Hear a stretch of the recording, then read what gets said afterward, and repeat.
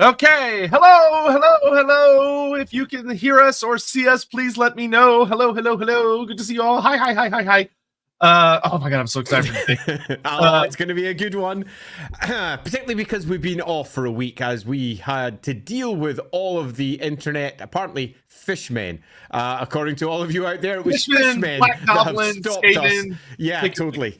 It has been somewhat of a technical nightmare for us, either on my side or on Sotek's side for one reason or another. But we're here, we're back, and hopefully you can hear us. Okay, great. We're live on YouTube now. Okay, good. Good. We're all set. All right. Oh yeah. Okay, yeah, this will be a really good time. We do apologize for the delays, but it was out of our hands. It was powers beyond our ability to contend with. But thankfully, it's all fixed now. It's all good now. I'm very excited for this one because in all of that extra time, I got to do a lot of extra reading, and I ended up getting into such a I don't know what word would be best used for it, but I got so obscenely focused that I ended up like not sleeping for an entire night, and I made myself really ill for hyper focus. So. Yeah, so but I got a lot of really cool notes. There's a lot of old ones we're going to talk about today and stuff. But now that we're all good and everything's all up and running, just few little very quick things of that. We'll do something as usual this Wednesday. I don't know what. Yes, we'll do something. Also next Sunday on the Loremaster of Sotek channel streams. Yes, we're going to start the anniversary series. So next Sunday is going to be a live Q&A stream where y'all will be able to ask literally about anything related to Warhammer Fantasy and maybe even some things beyond that. But so that'll be a great stream. If you're like, I want to ask about this thing and I know they're never going to cover it, well, then that's the stream to show up to. Straight. We'll get a poster up for all of our birthday celebrations because we've been doing this together now for over a year now. So we'll get a poster for that up next week because we're doing a full month's worth of special streams to say thanks to all of you for watching us chat about lore that we kind of love and we can't stop sharing. Yep. And if y'all could also make sure to let us know if we sound roughly equivalent, that'd be great. For those that have been enjoying the podcast, I have been those have been uploading daily for at least the last week. So a lot of stuff has gotten caught up. So hopefully you're all enjoying that. And I think from there, we'll just for anyone that may be new to this, when super chats or Twitch bits or things like that come in, which we always really appreciate, we take them in bunches or batches between various like subject matters. That way we're not interrupting ourselves. So we'll start with those here in just a second, but I think that's everything until maybe just some minor stuff at the end. So without further ado, we're just going to knock out the super chats that came in kind of like right before the stream started, and then we will get into it. All right, Magladrov. Yay! The fishermen were defeated. Indeed, they were. On another note, any hints to my Catan brethren in fantasy, or is the role of ancient antagonists who predate the Old One gods goes to the Fisherman Elder God? So yeah, there's not a lot about like pre-Old One times. And the Catan just don't exist in fantasy. There are no ancient evil star gods that eat stars and had a big fight with the Old Ones. They are not around in fantasy. They got kicked out and allowed the focus to be on the Old Ones versus Chaos, which I don't know. I think it's a more fun fight anyway. But yeah. So whoop-de-doo. That. Fire Snake, it was not in the great plan for the discussion to be last week. Apparently not. Yeah. Tell us about it. Also, I just want to say the system that we use for streaming, which is called StreamYards, it's so much nicer now. They introduced a dark mode finally. Oh, it's so nice. I'm not being blinded by my screen anymore. Let's be honest, we're all old ones at this point. Unfortunately, yes. Yeah, gosh, I'm feeling it. That much is certain. Look at the gray in my beard. For the Lorebeards, for the old ones, for the fishmen who are secretly the children of the old ones. Now that's just heretical. On this side, question for the previous stream, Vampire Coast stuff. Shanties were historically working songs to coordinate movement between sailors. Zombies obviously don't need that. So why would the Vampire Coast have shanties, channeling magic, vanity, lingering spirits of sailors? So if you want the real answer, because it's fun. It's fucking fun. That's the only answer.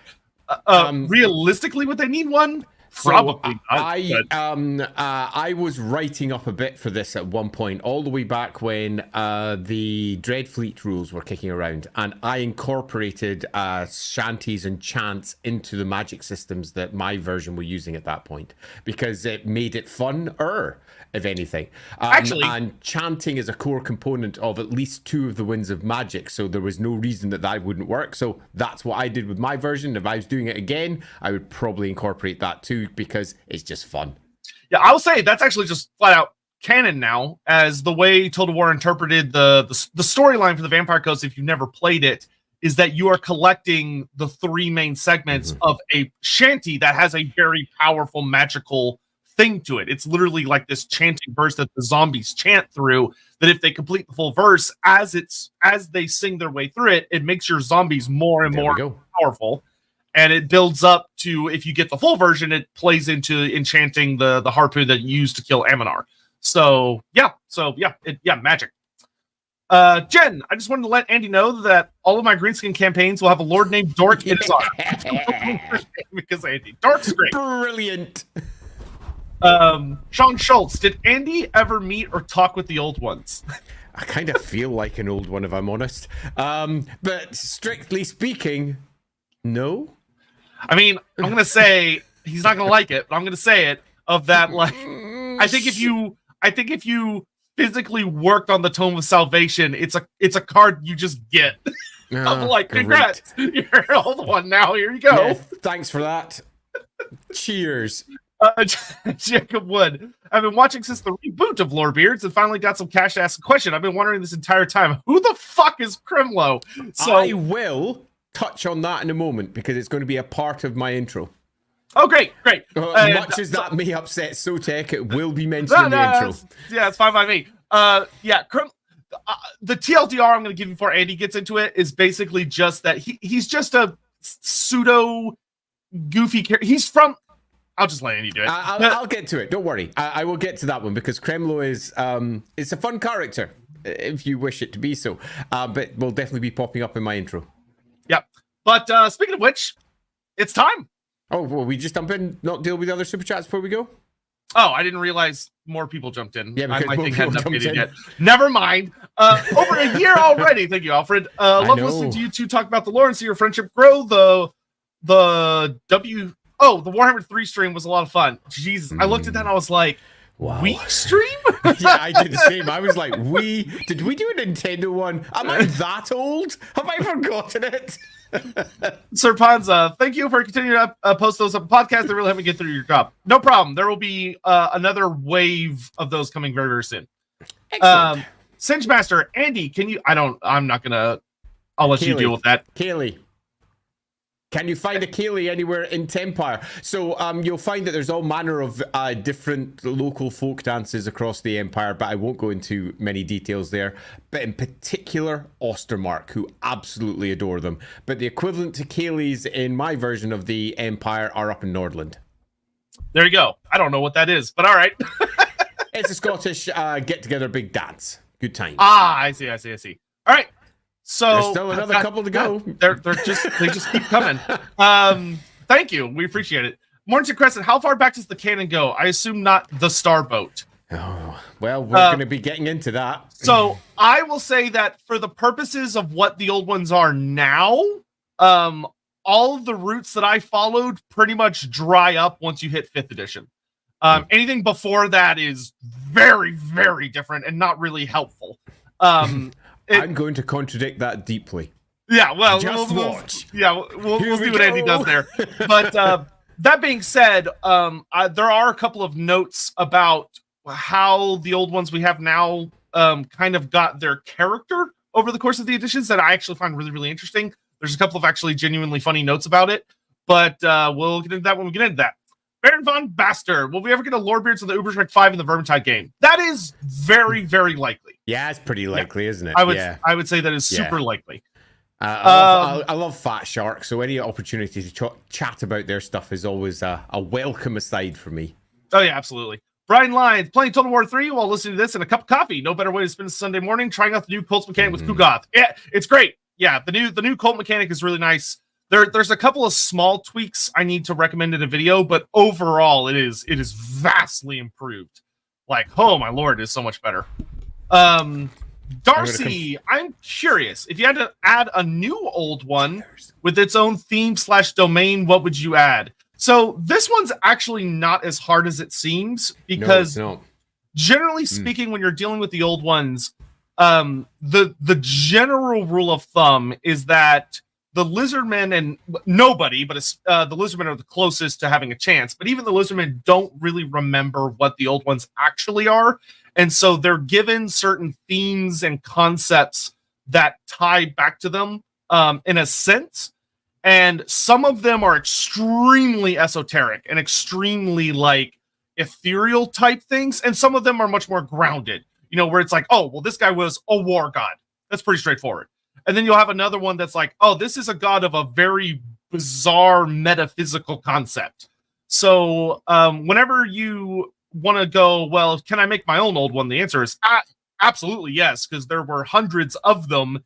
And I have what I genuinely believe is the exhaustive list, and there's only 25 of them, which is a lot, but it's not a lot when you consider how big their race actually was. So really all you have to do is just kind of pick something you think would be interesting, something that represents a concept that would be observed in the world. And where it gets particularly fun, if you're making your own, is if you delve into concepts that would not relate well to the lizardmen, but do relate well to the other warm-blooded species. That's where you get a lot of the really interesting old ones, because the lizardmen don't get it, to put it very bluntly. There is one particular very, very big, important old one we're going to talk about today that the lizardmen just ignore because they don't understand it.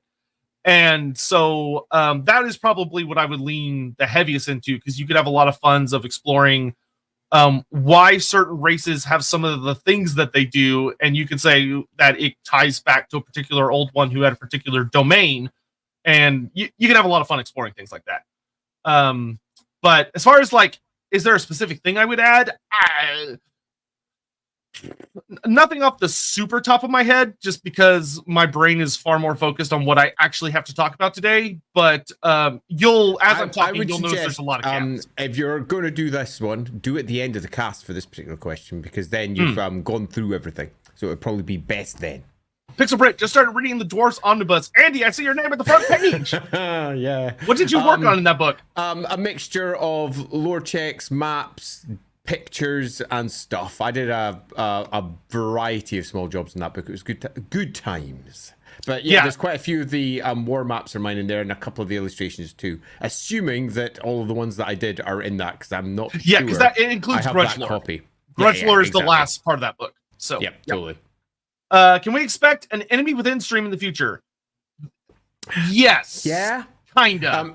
One of the issues with a stream like The Enemy Within is it's a gigantic spoiler, because it's a story that lots of people say, oh, I'm never going to do it, and then 1 year later they find themselves in a game of Warhammer Fantasy Roleplay playing it, and we tend to try and avoid something that's a direct spoiler of stuff. Having said that, though, it's such a core and fundamental aspect of where the Warhammer world as we know it came from that I definitely think doing a stream about it would be very much worthwhile, with a strong set of caveats at the beginning, laying out that if you watch this, you are going to be getting an awful lot of information that will ruin your day if you ever play. There's some things I would like to talk about revolving around what it is, in addition to its impact, in addition to like because there are some ways I'd like to have some Lawhammer Lorebeard tie-ins just for funsies, because they're such adjacent shows in a sense. So the answer is kind of yes, but it would be different than how we've done other things. Yeah, I think that's fair. Kremlo remembers what the old ones actually are, though. Well, we're going to talk about Kremlo. Totally doesn't. I'm caught up now, so I'm going to let Andy just take us into it. Is my volume a little bit low? Because it shouldn't be. It says it's not on this side, but if it is, do tell me. I can be heard on my side. I'll come in a bit closer to my mic, just in case. I think we're ready to start. Are you ready to start on your side? Okay, let us go. The old ones. Us old grey people remember the old ones. So, for the old ones, I like to start with a bit of a retrospective whenever we do one of these intros. I like to start at the beginning, but when it comes to the old ones, the beginning predates Warhammer itself. And that in itself is super fun. Now, I could say that for many Warhammer topics, but for this one in particular, it's worth noting that the fingerprints of the old ones extend far further back into the past than simply Warhammer itself. Because it's the core concept, the trope of this ancient civilization that has fallen and has got these children of the gods continuing on in its stead afterwards. And this was a classic trope of fantasy, science fiction, and indeed alternative history throughout the course of the 20th century, in particular with pulp fiction that was released through the 40s, the 50s, and the 60s, where you'd have various characters of heroic proportions making their way deep into, say, deepest, darkest Africa, as they would refer to it, or alternatively into the steaming jungles of South America to discover some ancient peoples and lost cities of gold. Warhammer, when it came in the 80s, was riffing on everything that existed in pulp fiction and science fiction and fantasy and history. So when we get the very first edition of Warhammer all the way back in 1983, we have ourselves the first glimpse of what will become the old ones later. In particular, there's one species that's going to come up again and again and again throughout the course of this stream, and that's the Slann. Originally, the Slann are not the Slann that we know today, but they kind of are too, and I'll get into that as we progress onwards. Originally, the Slann look, let's keep it nice and simple. Imagine a human who's a frog. That's your Slann. There's various cartoons in the 80s with mutant frog type people. They looked like those too. They are human-sized, froggy, and can jump really far because they got frog-like legs. And they take on most of the tropes of the Central and South American indigenous peoples and have them dropped on top with a big, huge feather fall of gold and jade. And that is your original Slann. They were an entire species, not a single one, that those of you who perhaps play Warhammer today or play the Total War game would recognize as the giant toad on a throne. No, no, no, no. They didn't look like that to begin with. They looked like frog people. And they were completely discrete from everyone else. They didn't have lizardmen, minions. The lizardmen were a completely different species that worked underground at this point. They were a subterranean species, much like the dwarves are a subterranean species. And the troglodytes and the lizardmen folk and similar were over in Lustria and similar, but were not the dinosaur men that we know today as the lizard men. So we have ourselves these frog people. And over the course of the years from about 1983 up to 1987, these frog people were given every single trope that you could ever imagine that had escaped from those pulpy years earlier concerning ancient civilizations that had devolved. And come 1987, with Warhammer Fantasy Roleplay First Edition, we get it all cleanly wrapped up. By this point, we had had a host of Slann already in the setting. Most of them were things like Jaguar warriors and blowpipe-wielding individuals, or the infamous Kremlo. And I told you we were going to mention Kremlo. Kremlo was a Slann who had been washed up as a child into Skeggi, a settlement that many of you might know out there already, a Norse settlement, and had been raised as a Norse person and was used all the way back in the first edition of Warhammer as a special character that was inside the Norse versus Lizardman, well, Slann section, a bunch of battles in the very first compendium for Warhammer First edition. Back then, toughness was a letter. It wasn't even a number. That was a weird time. But let's not discuss those earlier versions of Warhammer, nor do we need to necessarily discuss Kremlo. He's just a Slann that sits on the side. One of many. And the Slann species are codified in the third edition and into the fourth, and in the in the third edition of Warhammer, first edition of Warhammer Fantasy Roleplay. And these are our lizard men who are very much like the Mesoamerican people in general. And they're frogs, all of them, every last one. And inside the first edition of Warhammer Fantasy Roleplay, we get our first clear story of the Old Slann.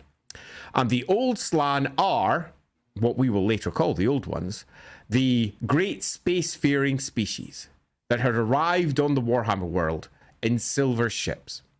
And when they were there, they had taken the known world, and it was typically referred to then, the known world, and they had moved it gently closer to the sun to warm it, causing all of the great icy sheets to recede. And then they had colonized it. They founded their first city over in the west in Lustria, and from there, they watched the world like the sorcerer scientists that they were. And they saw the elves and liked them. The elves were, at this point, the children of the Old Slann, and they were picked up from the old world and they were dropped into Ulthuan. And they were, let's say, experimented upon. Alternatively, you could say monitored. Alternatively, you could say magic-y scienced. The dwarves, as the ice peaks retreated, came out and began to show their faces into the light for the first time from what would be the equivalent of modern-day Africa, and started pushing up the spine of the world. They were similarly picked up by the Old Slann, and the Old Slann turned them into what they are known today as in the dwarves. But they didn't do the great genetic manipulations that we will get much later. They were generally described as arriving and going, "Hi, we're the Old Slann. This is how you farm. This is how you mine. This is how you do stuff." And all of the species of the Warhammer world that were there were uplifted, generally through technology. And this technology was often not more expansive than, this is how agriculture works. This is how you do tiered farming. Because the Old Slann picked up the old trope of the gods of the real world. Now, for those of you out there who've ever read any conspiracy theory nonsense regarding alternative histories, the fingerprints of the gods, if we go back to the 70s and the 80s, the whole idea of there was used to be in the real world an ancient civilization that we remember today as gods that uplifted all of the various peoples across the world. This is what the Old Slann were. They were replicating this story. Games Workshop, as it was by this point, rather than Citadel Miniatures, which started the first Warhammer, were taking all of the stories from the real world and translating them into a new version for the Warhammer world. And the Old Slann were these original gods. And they were the ones that changed the Warhammer world completely and gave all of the various species across the world what they'd required to become more advanced. Then the Cataclysm came. And with the Cataclysm was the coming of chaos. The Old Slann had arrived on silvered ships and had created enormous warp gates, in particular 2, one at each pole, although you will note that in the original story, only one of them probably collapses, not necessarily both. The other collapses in a different way, and this will be riffed upon when we eventually reach the 5th edition version of the story, where there's only a single Chaos Gate mentioned in the 5th edition version of the story. But we'll get to that in a moment. The gate collapses, or both gates collapse, in what can only be described as an event that is shrouded in mystery at this point, and chaos comes. And the Old Slann are gone in one fashion or another.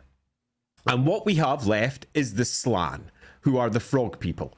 And the Slann are the shattered remnants of this early civilization.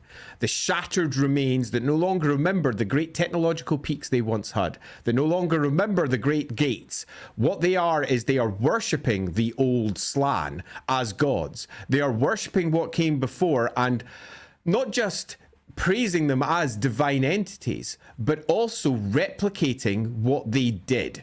So going through the motions of what the Old Slann used to do, because of ritual reasons and a complete lack of understanding of why they actually were or should be doing it.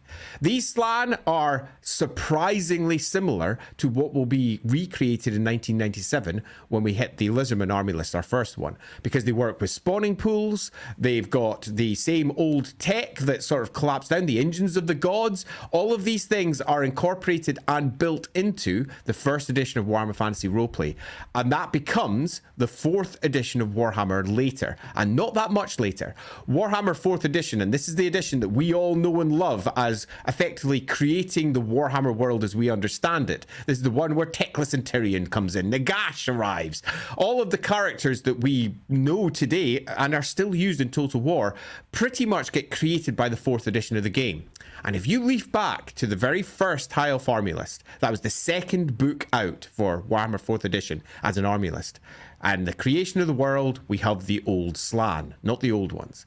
The term the Old Ones had yet to be used in Warhammer, but the Old Slann was incorporated throughout every single publication, White Dwarf article, and similar. In 40k, though, things were a bit different. 40k, it arrived around about the same time as the fantasy roleplay game, and it took everything that was in Warhammer and said, what if we put it in space? Yeah! And the first edition of 40k, so that's Rogue Trader, is quite different to what comes later. The first edition of 40k is basically Warhammer in space, but if we incorporated tons of extra bits from 2000 AD and Dune, let's use those two as sources, but there's more on top of that. But what if we did all that and popped it all in, and it is a much more hopeful setting than what would come over in the second edition of Warhammer 40,000 when Andy Chambers takes over, and his slightly bleaker tone and the hopelessness of 40k gets largely put into place. But that's by the by. But is it? Because in the initial version of Warhammer, we have a 40k, we have the Slann, and we have the Old Slann, and we have the Old Ones. And the Old Ones are laced through our initial version of 40k, and they continue. I'm going to drop a small aside from the 4th edition of 40k here as well, because it's directly relevant to what we're going to be discussing here today. The Old Slann are still a thing, but they're now, broadly speaking, on the 40k side, more the Old Ones. They're the things that came beforehand. They are the ancient spacefaring empire that used to exist everywhere before all of 40k came into place. And they have collapsed. And they're no longer there, but the Slann still are, as this ancient, weird, frog-like species that are still out there. Blood Bowl picks this up as well. You get a Blood Bowl team of Slann who are all frogmen who can bounce around with their good old long limbs, and they're a pretty damn good team. I had a Lisbon army. I had a Blood I still Bowl find it so amazing that the video game Blood Bowl wanted that team. So they were like, can we have the Slann? Games Workshop said, well, no. And they're like, well, what if we made them a new team? Games Workshop goes, fine. So what did they turn the Slann team into? The Kislev Circus. Such a funny team. So we end up with Slann and Old Slann all over the place, but the concept of the Old Ones was beginning to creep in.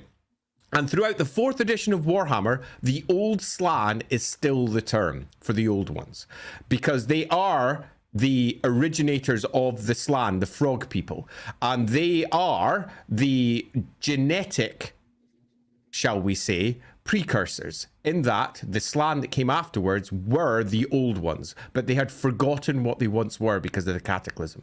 Because of all the events that had occurred, they no longer were this old Slann. They were a completely different species in many respects. Then we hit the big one, the Lizardman Army List, 1997. And I remember when this came out, and it was extraordinary, because for the first time we moved from the Slann being this great species of frogmen down in Lustria and possibly elsewhere, to actually, no, we're going to pull on all the old tropes. We're going to take our ancient folk, and we're going to also say they come from the land of dinosaurs, because, hey, that's cool. We get a very Victorian view. It's amazing just how much this is influenced by Victoriana and a Victorian image of what the land of the lost dinosaurs might look like. And they turn the Slann into the land of the lost dinosaurs, but no, not quite, because the Slann are still there. And it's the Slann that we know and love today, the great toad mage priest that sits upon his big throne, either being carted around, if you go with some earlier models with their good old temple guard, or alternatively, literally floating there as they progress that onwards, looking like some sort of giant fat toad throne-bearing thing, which is well cool. And I remember when this came out, and all of us talking about it, going, hey, the old Slann are now just called the Old Ones. Neat. That brings it into 40k and it makes it all work together as one setting. Because at that point, it was one setting. Don't listen to the people who say it wasn't. It was. They were all working together. But by this point, Games Workshop was already going, let's separate them a bit, because we probably should, because we want them to be their own things. But, you know. But the old Slann are now called the Old Ones. Cool. And nobody thought that the Old Ones were anything other than the old Slann. At this point, there was no differentiation. It wasn't they've become something new. It was nothing more than, hey, the Slann are now just the Toad Mage Priests who lead everything. Interesting. Why did they become fat? And one of the biggest conversations at that time was, why have the Slann, who are still an existing point of 40k and Warhammer lore, become these fat toads instead? What had changed from what they were to what they had become? And the great question that was often discussed at that point wasn't, what are the Old Ones? We all knew what the Old Ones were. They were the Slann.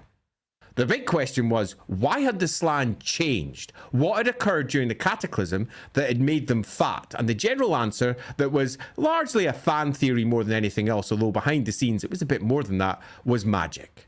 They had been filled through with the perverting magics of chaos and had swollen fat on them in some fashion or another. This does not become a thing, but that most certainly was a discussion at the time. So we now have Slann, who are great administrators of the Old Ones, but they aren't really. If you read the story, what they are is completely feckless, utterly useless, unknowing entities who have no idea what the Old Ones were doing at all. They're merely the later spawnings of the Old Ones' great plan, and they're attempting to understand and in many respects worship and ritualistically repeat, oh, wait a minute, they're exactly the same as the old Slann. They've just added some lizardmen on. Right, gotcha. And at the time, there was no expectation that they were in any way different. Everybody thought, oh, they've just added a bunch of dinosaurs underneath the Slann. Interesting. And we no longer have ourselves Jaguar warriors moving through who are basically Toad warriors. Now the Slann are sitting up in their temples doing their stuff. Love it. And as each edition of Warhammer moved on from this place, they created more distance with each one, but never removed it. And I think this is something that is worth noting, that until we get the latest versions of what many of the Old Ones might be, there is still that space where the Slann are nothing more than the first spawnings of the Old Ones in the Warhammer world. And that is something that's worth always keeping at the back of your mind while simultaneously going, no, there's something different. But there's not just hints of this inside the existing lore and in 40k. They pretty much state it in more than one place. For example, go over to Warhammer 40k 4th edition. The Slann are depicted in the 4th edition, named the Slann-E, and they are not the big fat toads, which had been running around in 40k for some time. They're depicted by John Blanche as the original Slann. They are still the Slann that came before, the frog warriors that we knew and loved. A huge debate at the time as to what that meant, and it brought up again the question, why did the Warhammer Slann become fat? What had changed? What had made that become a thing?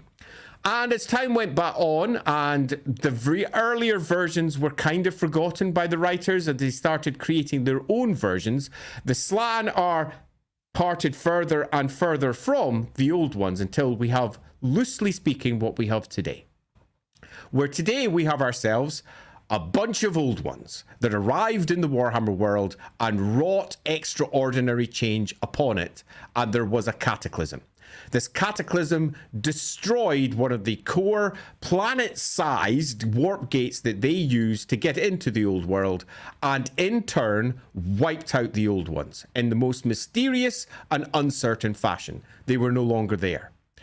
That left the lizardmen, and in particular the Slann, bereft of those who had created them. The children of the gods no longer had their gods. And as time went by, the children of the gods began to worship the old ones as if they were gods, continuing their great plan ritualistically without understanding what that plan was in any way, shape, or form. In many respects, you could almost see it as a Warhammer version of Lord of the Flies, in that we have a bunch of kids who've been just dropped into a place and they start making their own traditions based upon the stuff that they find and then collapse into this weird state. And in some respects, that's what the Lizardmen have become. They are peoples who used to have mum and dad just sitting there going, hi, do this and do that. But when they were still in their infancy, were abandoned and no longer understand what or who they are, but do have all of the plans, as they refer to them, encoded upon all of their temples and their great golden plaques. And they attempt to see that through. They attempt to understand mum and dad who came before, the great old ones. So to conclude my big introduction before we start diving into all the old ones, who they are, how they've changed, and all the rest of it as we move on, there is a core question. Are the Slann still the descendants of the old ones? The answer is no, or yes, because it's never overwritten. And there was a discussion, which I think is a nice way to end this particular intro. There was a discussion behind the scenes when we were trying to pin down what should or shouldn't go into the roleplay book for 4th edition about this. And at this point of the roleplay book, it wasn't just a book about Reichland, which is what the Warhammer Fantasy Roleplay 4th edition book became. There was a bit of a discussion about exactly what could and couldn't be included for a Warhammer Fantasy Roleplay book like the 1st edition of the game, which included the history of the world. And that question came up. And the answer was, they're probably the same. And that was, for me, kind of validating. But at the same point, I'm about to shit over all this so hard. Exactly. The probably didn't make sense. Because by this point, there had already been written a host of extra material which made it look like that was possibly unlikely. And another conversation came up, which was, then how do we justify all this other material, all this other goodies about the old ones and what they could be? And the answer was, no one understood them at all. The old Slann became the new Slann later, but they didn't, because they all died during that Great War. The new Slann were the first spawnings, and that's it. They definitely weren't what came before. And the stories of the ones that came with them from other ships, the ones that came with them from other worlds, were nothing more than the very first kids of the ones from the true empire that came before. And they just don't know who they are because they're basically babies. And those who look back and try to understand the other ones are basically trying to understand figures they can't, because it's not them anymore. It was altogether too complicated. And I was like, why don't we just keep it muddy like it is everywhere else? And that was the direction that we were going to keep. Because that was going to be the old one space Slann slot that we did for the beginning of the world. But then afterwards, it's worth noting we get one extra major detail beyond all of the specifics concerning the old ones. And that's what the old world offers. And the old world does something that none of the previous editions did. And the old one says, the old world pretty much directly states that what happens in the Warhammer world wasn't a mistake. That the plan was for Age of Sigmar from the outset. And that completely changes everything in terms of the tone of the old ones. Because up until the release of the old world, the story was basically a bunch of spacefarers arrived. They put a big network across the world. They started in Lustria and spread out. From there, they colonized, they changed everything.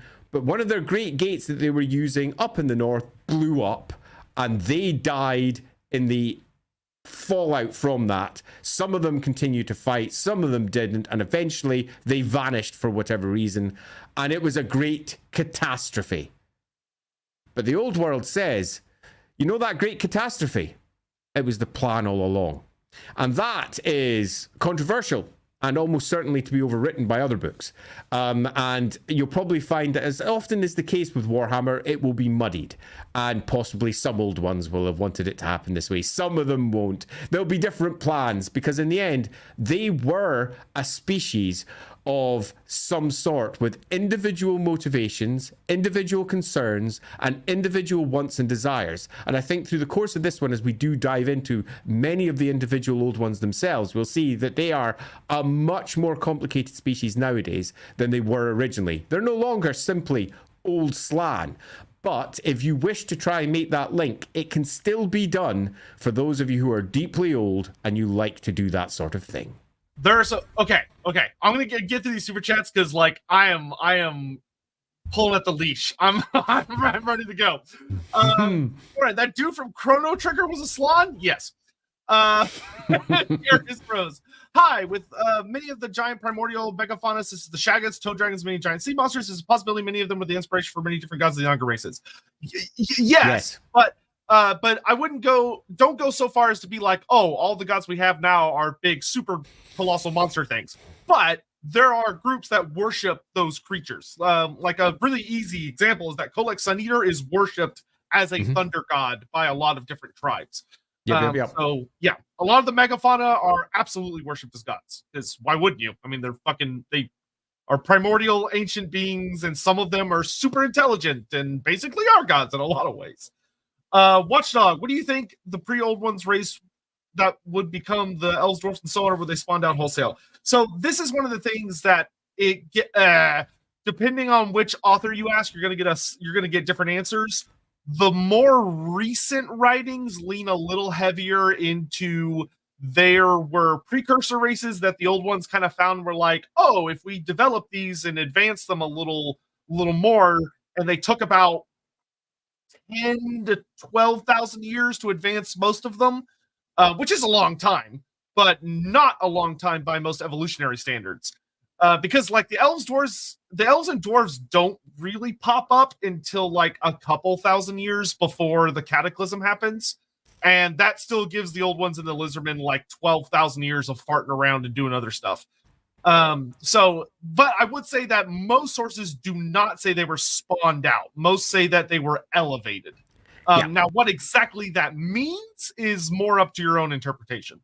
I'd agree entirely on that one. I would say that the strongest story that we have is that the old ones arrive, that there was existing species on what was referred to originally as the gnome world, and then often later the Warhammer world, and then the world that was, and then they rename it every other year nowadays, because they want to just use Warhammer as a strapline, which means that it's no longer just Warhammer as it was originally, which was the fantasy game. But most of the stories now are quite clear that each of those species were uplifted. Now, uplifted could be just given information, contacted by, or alternatively could be genetically manipulated through a mixture of sorcery science. The general conclusion is probably a bit of all of them. Yeah, probably a good mix. Ryan Woodall, my stream randomly kicked back to the Black Hag stream. I was like, are the old ones messing with me? And so like, what is happening? Well, we really appreciate that. And hey, we always appreciate when y'all watch the old streams too. Thank you very much. Roderick, just jumping in the show. Appreciate for the stream about people like me. I turned 40 today. Hey, young man. Us old ones over here are looking at your 40-year-old with a certain amount of, I remember 40. Oh, man. Wow. Someone of Aztec ancestry, I love everything about the lizardmen except the names. They're completely unpronounceable in Nahuatl. I imagine a monocled Brit saying, close enough. That is exactly spot on. And it's not just some of the original names are, if anything, worse. Actually, no, that's a lie. Some of the very original names were actually pretty decent. As we moved into the 5th edition of Warhammer, Nigel Stillman's original names for all manner of characters he added were just all jokes. 5th edition's book is ridiculous. Yeah. Like, y'all think the names now are bad? 5th edition, you read and you go, what the fuck is this? Every single name is a pun, except for like, I think Oxiodal. I think he's the only character that isn't, but it's bad. Later books kind of tried to fix it, and the bad thing is that a lot of those names are kind of cemented in people's minds, which is unfortunate, because like it'd be nice to have someone go back through who actually understands the language and rename everything. Because the lizardmen's definitely suffered from British creationism. Agreed completely. Some of the names are unforgivably bad. Magladroth, was Age of Sigmar the main plan or the worst case scenario, or is their plan completely in shambles? If everything is pre-planned, doesn't that make them OP? So, okay, I'm going to talk a lot about this in just a little bit, because my research, I went all the way back to 5th edition, and I worked my way all the way to the modern edition of Age of Sigmar. So there's a lot we're going to talk about, especially revolving around the Great Plan. So we will come back to that. Ricky Trapman, glad to see Zuvison has not messed with the stream this time. How many beings... how many beings that saw the old ones are still around? We know Dragon Ogres and the Dragon Emperor were around, but anyone else? So the ancient dragons saw and knew them to the point where the ancient dragons had a name for them, being the Shantar, which is what the dragons called them. Yep. But those were like the big ancient dragons. So the Celestial Dragon Emperor is one of them. His kids were aware of them, though it's hard to say whether or not they saw them, but they were definitely aware of them. Games Workshop usually likes to play the card that anyone who saw the old ones is no longer around or no longer active. So if you ask them, they would probably be like, oh yeah, the Moon Empress and the Emperor saw them, but they're also not active anymore. So, you're not going to learn anything about them. Whereas the 9 children likely did not see them. There's not a... Games Workshop tries and kind of fails, but tries to suggest that there is nobody alive today who has seen an old one. Because if anyone alive has seen an old one, they would be able to provide information that would immediately screw up some of the mystery, which is the way some writers feel about it. I don't agree because of some of the notes they leave down. I think you could have characters that have seen old ones and it could still work for reasons I'll talk about in a little bit in regards to what information we have about them. But it seems like if you're writing about the old ones, GW's general rule of thumb to a writer is to say no one's allowed to have seen them. Yeah, pretty much. And it's interesting to see how that changed over the editions, because obviously at Warhammer 1st to 4th edition, it wasn't a problem at all. They were just old slan. So no issues in the slightest. They were the transcendental beings that existed beforehand, and then they fell, the coming of chaos, and turned into what became the slan. That was the clear story that was being projected by all of the lore. 5th edition comes, and that gets completely eroded in the 5th, but not properly until the later writings is completely broken down. So that is when all of the mystery is added, and the great mystery of the old ones is put in place, particularly because it's also attempting to both marry through to the 40k version of the lore while simultaneously trying to ignore it. It's a lovely, interesting place that the writers sort of get themselves into. Yeah, man, when I have some free time, I have a document sitting somewhere on my PC of the unreleased, but pretty much finished 1st edition Warhammer Fantasy Roleplay Lustria supplement, just for anyone that wants to look at it, because it's wild to read nowadays. If you look at it, you're like, this is fucking weird. Because it has a lot of stuff about the old Slan. Like, the playable races were literally, you could be a Slan, an Amazon, or a Pygmy. And it's a wild book. Henry Ham, if most old ones supported the plan and ended with the end times, then it's a funny idea that the missing Sri Lanka, the lost it has, is finding another way to get to AOS without the end times. We will talk a fair bit about Sri Lanka, because he's a very, very interesting old one. Baron von Baster, could Nakai have been an old one since he's a first-generation Crocscore, and that is why he's so directionally confused? So, Nakai is really funny, because there's 2 things about him. A, he is a first-generation Crocscore, so he was around when they were around. However, the lore, once you hit 6th edition, is very explicit at stating that no, only the first generation Slan ever saw the old ones. They were the only ones that could handle talking to them. It doesn't really say why, but it's like only they had like the magical comprehensive ability to deal with an old one, not have their brain explode out of the back of their head or something.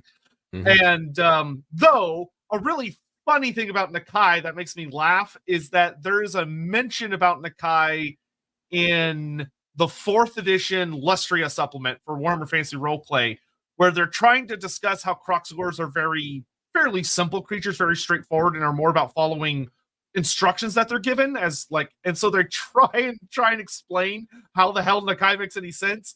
And the answer they come up with makes me giggle every time, because it basically says that the Crocsgores have an extra organ somewhere in their brain that sometimes just kind of gives them like a random direction, and it's believed by the lizardmen that it's like the old ones giving them instructions. So Nakai basically has some kind of weird receiver in his brain that just tells him where to go. That's like the old ones, like, hey, go over to this place. Go to this place. It just makes me laugh every time. He's just got a walkie-talkie in his head. Didn't Drakenfels see them arrive? Yes, yeah. Drakenfels did see the old ones, yeah. But you'll notice Drakenfels is also not around anymore.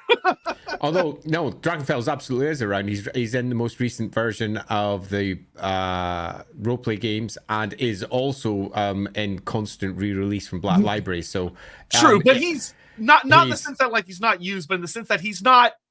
You wouldn't be able to have a discussion with him about it. It's probably the best way I would put it. Even that, he was reused in the end times as well. So. Yeah, but he didn't have any memories in the end. He's just the nameless. Because they didn't know exactly where the IP lay. Henry, no one objected, Your Honor. My first witness is Crook, who's dead, to be fair. Yeah. But I will talk about why. So actually, I'll just do it now. I will say that I am definitely on the team that the idea that no one has seen an old one that is around is dumb. Phil, I'll get to your thing right here in a second. Because frankly, the amount of characters running around the world who are incredibly ancient but are still active is extremely high. Plus, you have Lord Croak, who as every edition has been added, his sentience gets added to more and more and more, to the point where he's just kind of bluntly able to talk to other Slann, or at least show them visions. And the idea that Lord Croak wouldn't be like, hey, here's an old one, is very weird. And is very odd, and they never explain it because they just don't want to. And as we'll talk about, a lot of the information that other authors have sort of unintentionally, I think at times, when you collate it all together about the old ones, gets them in a bit of a whoopsie, where some of the information I'm going to share with y'all, you're going to go, I kind of feel like I can imagine what an old one is, and I'm going to go, yeah, you probably can.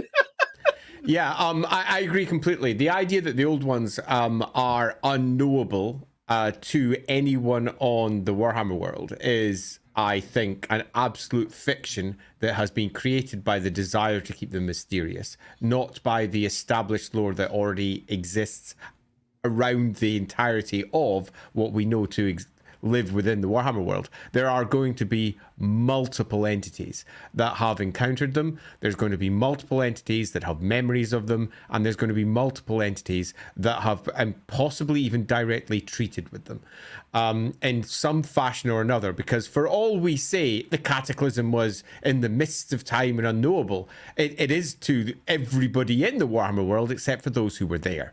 And there are still a whole host of entities walking around the Warhammer world that were there at the cataclysm. And we're not just talking about after the cataclysm, like most of the elf characters we know are all mostly post-cataclysm characters. Even the most ancient ones are ones who were born during the cataclysm, so the old ones are gone, probably.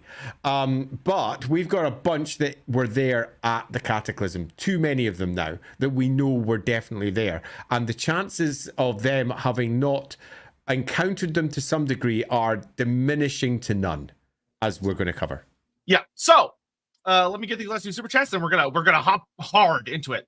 Phil, time to meet the old ones, the smartest idiots in all of fiction. Hey, I've got an idea. Let's create a species attuned to magic, try and fight chaos. What could possibly go wrong? Sounds great, Gwalahupek. Gwalahupek.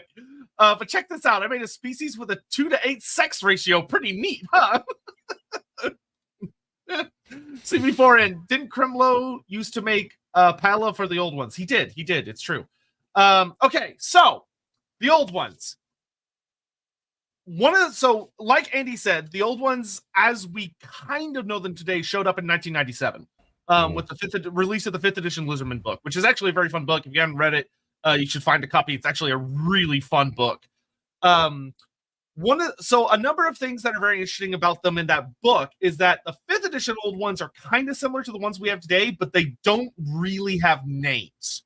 Chupek's mentioned in that one, as I recall. There's only 2 old ones mentioned in the book, which is Tepek, who is not an old one anymore, because he becomes Tepok in later books. And then Chotek is mentioned. Chotek, that's his name. Thanks. But they both get a single half of a mention in a basically an item. They're like Sotek is mentioned in Lord Mazdamundi's items, and Tepek is mentioned in Lord Croak's items. No, Sotek gets a box. He gets an actual box all to himself where it says that he might be the oldest of them. Not in 5th edition. That's 5th edition. I read it cover to cover. I can guarantee it's 5th edition because that's where I first took my notes for it. Wasn't in my book. As I recall, let me see. I'll see if I can find it while you're talking, so I can pull out what it says. I mean, it is. I guess it's technically in the box, but the only place I could find him was in an item mentioned for one of the special characters. No, he's in a small side box in the middle of the army list parts, as I recall, because I remember. Here we go. So the glyph represents the sun god Sotek. The sun discs represents the shining face of Sotek, which no one can look upon directly. The wings are the wings around it are the means by which Sotek soars above the world, and the rays of the divine inspiration descending down from his servants below, who are of course the Slan. Sotek is one of the old ones, perhaps even the oldest of that race. The glyph is used in its own to spell the name Sotek, and is also a sacred and powerful talisman in its own right. The glyph of Sotek is a favorite motif of Lizardman's standards. There you go. I didn't read the army list section. I was too busy reading the actual text parts, but yeah, they keep on hiding shit in stupid places. Anyway, so those Sotek's are the two that are directly mentioned. 6th edition completely flips this on its head, and 6th edition gives us what I like to call the Big 7, and they will remain the Big 7 for pretty much the rest of time. And so it goes from being just Sotek and Tepek to Sotek, Tepok, Zunki, Itzel, Tlaxcotl, Huanchi, and Quetzal. So those are the Big 7. They were the ones that got sacred spawnings, so they had rules associated with them. They got a heavily expanded lore. They started getting a lot of magic items. And then 7th edition and 8th edition really just blew the hinges off. And old ones start showing up all over the fucking place, where a lot of them show up, and you'll get like barely any mentions, where there will be like a slight mention about maybe a title or a name, or they're associated with a very specific concept. And then one of the things I was actually relatively impressed with the Warhammer Fantasy Roleplay 4th edition book was that it actually did a pretty good job of just sort of gathering everything that was written in the army books and in some of the expanded other books like the Tome of Salvation and other Wolford books, and just sort of slapped them all together. And then in a couple places, Total War Warhammer took them and also expanded them very, very slightly in a few places. So what are some fun things and to be clear, I'm not really going to talk about like the timeline as far as like what the old ones did in the planet, because we covered that heavily back during the Cataclysm stream. So I'm not even going to touch that. We have too much other shit to touch. Yeah. So some fun notes about them. One of the things that's revealed about the old ones pretty quick is that when the old ones come to the Warhammer world, it talks about how the changing of the world, particularly of Lustria, turning, because Lustria and the Southlands used to be part of the supercontinent, and they were together. And one of the things it talks about that is very interesting and kind of gives a hint about the old ones, and this leans very heavily into the old Slon concept that's talked about in the earlier editions, is that the old ones made Lustria the way it is because they wanted it to suit their alien metabolism. Yep. They wanted to make it comfortable for themselves. So they made it into a really humid, hot jungle, which leans super heavily into the old Slon. This will get dropped as you go into a later edition where they try and squiggle away that particular element and instead say, oh no, it was just conducive to the forms of life they were doing, and it was a natural consequence of them moving the planet closer to the sun. But one of the things that I find hilarious about the old ones that's brought up in maybe 5th, but definitely 6th, and it's kept throughout the rest of the editions that makes me laugh, is that the old ones are cat people.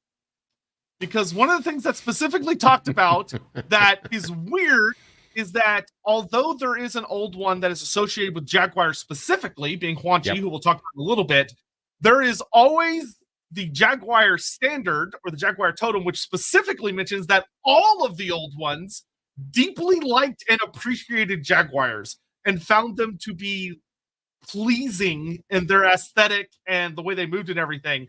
But the thing that makes me laugh every time is that it's very specifically stated that it's the pantheon of the old ones, not a old one. So all of them were really big into cats for some reason.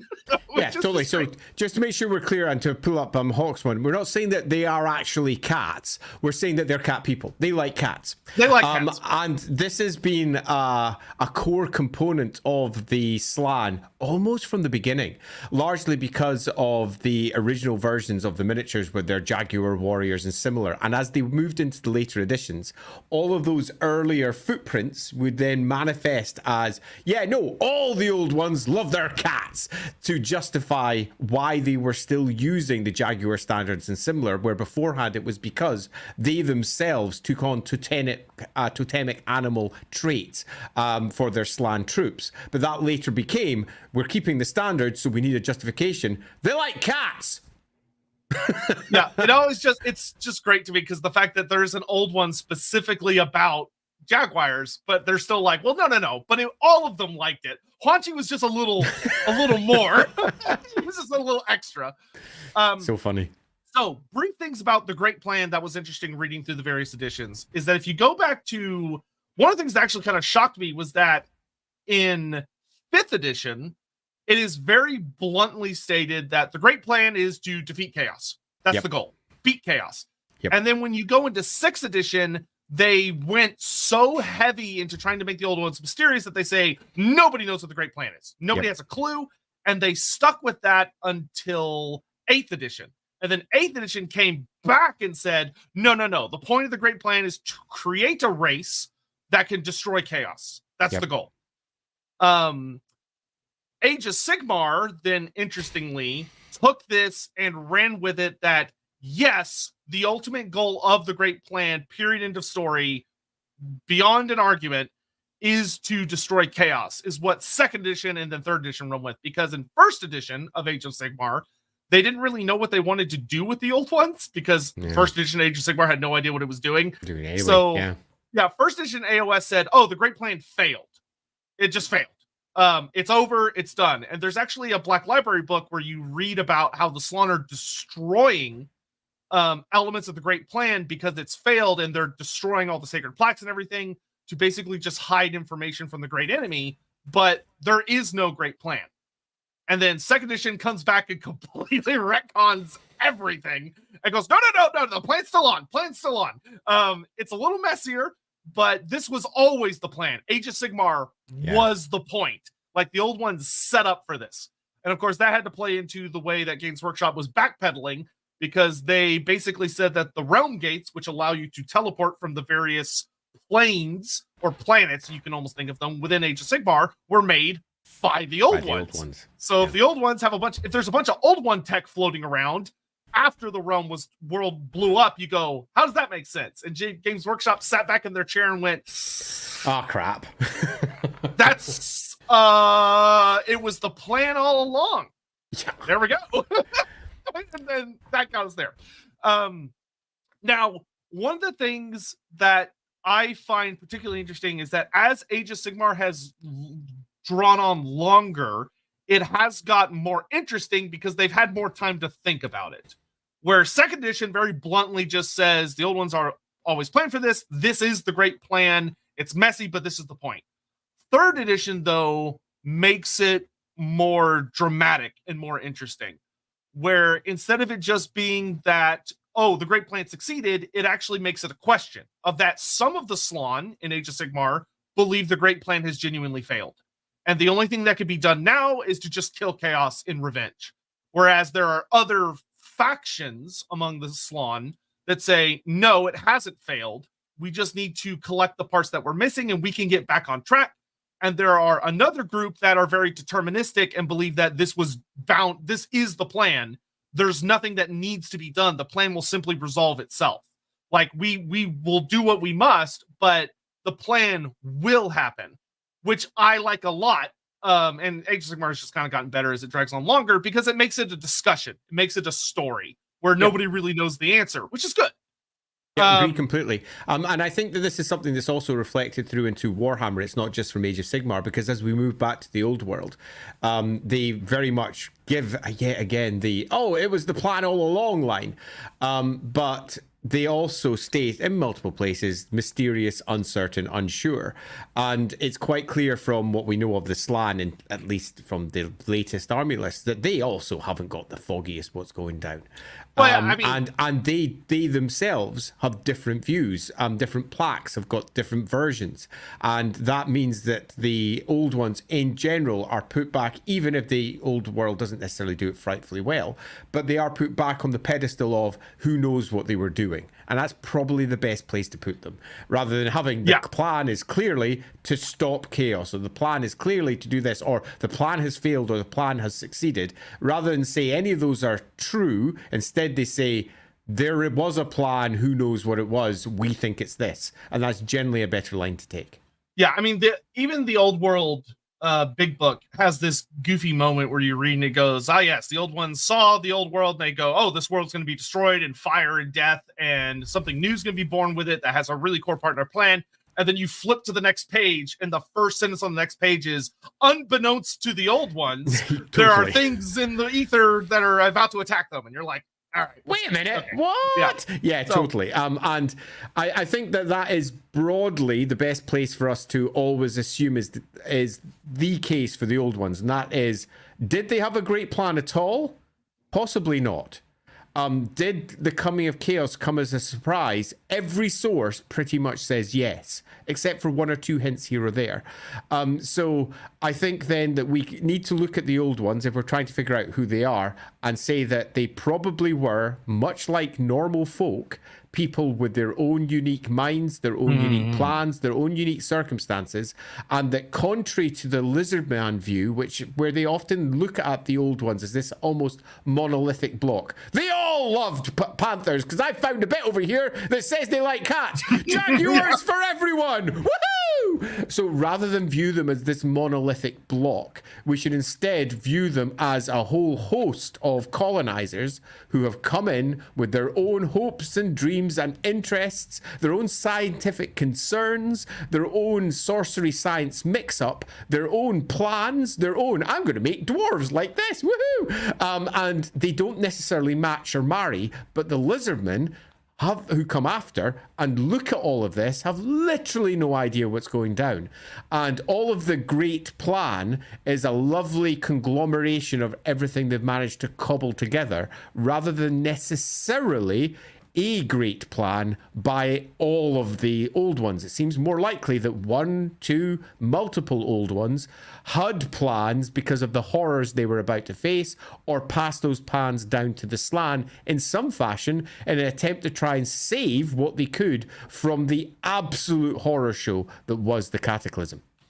Yes. So now let's get into the fun aspect of one little actually side piece, and then I'm going to cut up on super chats, and then we'll talk about the individual old ones.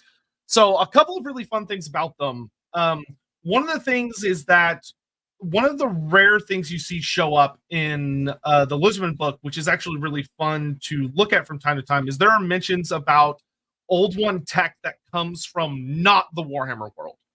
So one of the really big examples is, there's a couple of blades that we'll talk about, but the one that's not aligned with a specific old one is the Blade of Realities, which talks about how this is a weapon the old ones brought to the Warhammer world. It wasn't made on it, so it was made in a distant other place. And the thing that's fascinating about this weapon that the old ones eventually left behind for the Lizardmen is that it's a weapon that's constantly vibrating and humming, because it is not purely in reality. It is in reality, but it's, according to the blade's description, it is in every reality simultaneously. And that includes the realm of chaos itself. So when it slices through something, it not only parts armor, but it destroys souls, it destroys entities, to the point that it was one of the only weapons in the game that ignored all saves. Like, ward save, you don't get it. Armor save, you don't get it. Just, you're dead. And it was bonkers. but it's a fascinating thing that the old ones were we've talked about the gates, which, like Andy said, there's actually a hilarious thing about how there used to be 2 gates, and then there was only the north gate, and then they changed their mind and went back to having 2 gates. Oh, it was such a pain, because when I was writing for the 2nd edition of Warhammer Fantasy Roleplay, the official line at that point was there was only the northern gate. And the online discourse about it was, oh, the lore has changed, there's only a single gate. And behind the scenes, it wasn't the case. I literally asked GW, and they're like, no, that's just what it says in those books. But all of the lore should be always seen through the view of the individuals who are being discussed. No, there's 2 Chaos Gates. And as we were writing that, the amount of fan backlash trying to say, you're using old lore instead of new lore. And it's like, literally not. It's just literally that book has taken that line, and it all came out because of Warhammer Fantasy Roleplay 1st edition, where in there they make it clear that one of the gates probably collapsed first, and that line got replicated by Nigel Stillman over into another book, and that turned into there's only a single Chaos Gate, and it's in the north. And that became, for a good few editions, the actual lore, until it got pushed back from particularly a bunch of writers who were writing in fantasy roleplay, where they're like, but how does that explain all these bits down here? And the official answer eventually came back from the studio, oh, actually, no, we're going with 2 gates again. And that was handy, because it made much more sense. And then the intel showed up, they're like, actually, there's 3 gates, because there's one in the middle mountains that we didn't tell you about. Yeah, indeed. Well, but by that point, the lore made it very clear that there had been thousands of gates that they used for personal transport. Effectively, the realm gates were across Warhammer World already and closed down. They were already everywhere. It's just that most of them didn't work. And then the 2 great gates had collapsed entirely, and that whole network had gone down. And effectively, the paths of the old ones were still out there. So that was the routes through all the realm gates that would have existed on the Warhammer world. Yes, indeed. All right, Ryan Woodall, do any of the gods speak to the old ones? That's a great question. Brilliant question. That is, I would say, for someone in, I don't know if Andy agrees with this, but someone in my position, if I could ask any one question, that is like in my top 3. Because it seems likely. From my writing, the answer would be yes. Yeah. And my writing specifically, as in the contributions that I've made, the answer to that would be absolutely yes. And that was right from the writings from the Tome of Salvation, about that point onwards, when a particular version of the gods and the old ones was in place. But Games Workshop has since that point moved the old ones into slightly different positions. So I would argue from now that the answer is most certainly difficult to pin down.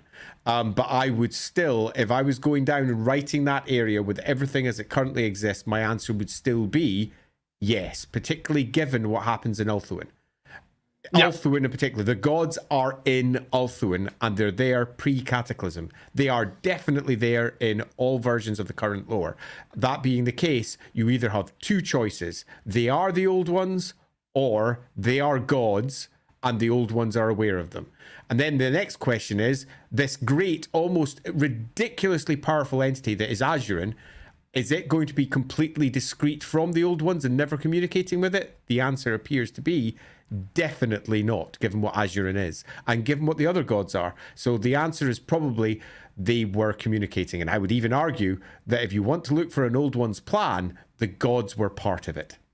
Yeah, I would agree very much. And we'll talk about this a little later about some specific old ones, but there are some deep links between several gods and the old ones. Like the Nehek-Aran Pantheon, they are like, with the old ones, which we'll talk about that in a little bit. The old ones being cats makes sense when you realize to push the old world off the table. Not what I said. It's not that it would make sense. It's not what we said. Or sure, it was Jaguars, the cats, not Jaguars, the luxury cars. I feel like the old, great Mazda Mundi. Yeah, the old ones love their cars. Their luxury vehicles. Psych, the old one called Douch Vander, I don't know who that is probably why the slaughter is so confused. Just one more Chaos Invasion, Lord Croak, and then we can go to Tahiti. Oh, Dutch. Oh, Dutch. From what's that game called? The Western game. The second one. Oh my God, I can't remember what it's called. Someone in chat will remind me. I wish you hadn't said that because oh crap. Red Dead Redemption. Yes, Red Dead Redemption 2, yeah. Just one more chaos invasion, guys. Dino-Man, totally. good lord, Dino-Man. It's really shit Dino, next time. Dino, think about an editor next time so that we can still see. Okay, so Dino-Man, the way I will answer that, because we kind of just hit on that a little bit, and we also talked about this quite a bit back in the Cataclysm stream, and I think maybe the Kane stream, of that the old ones are not gods.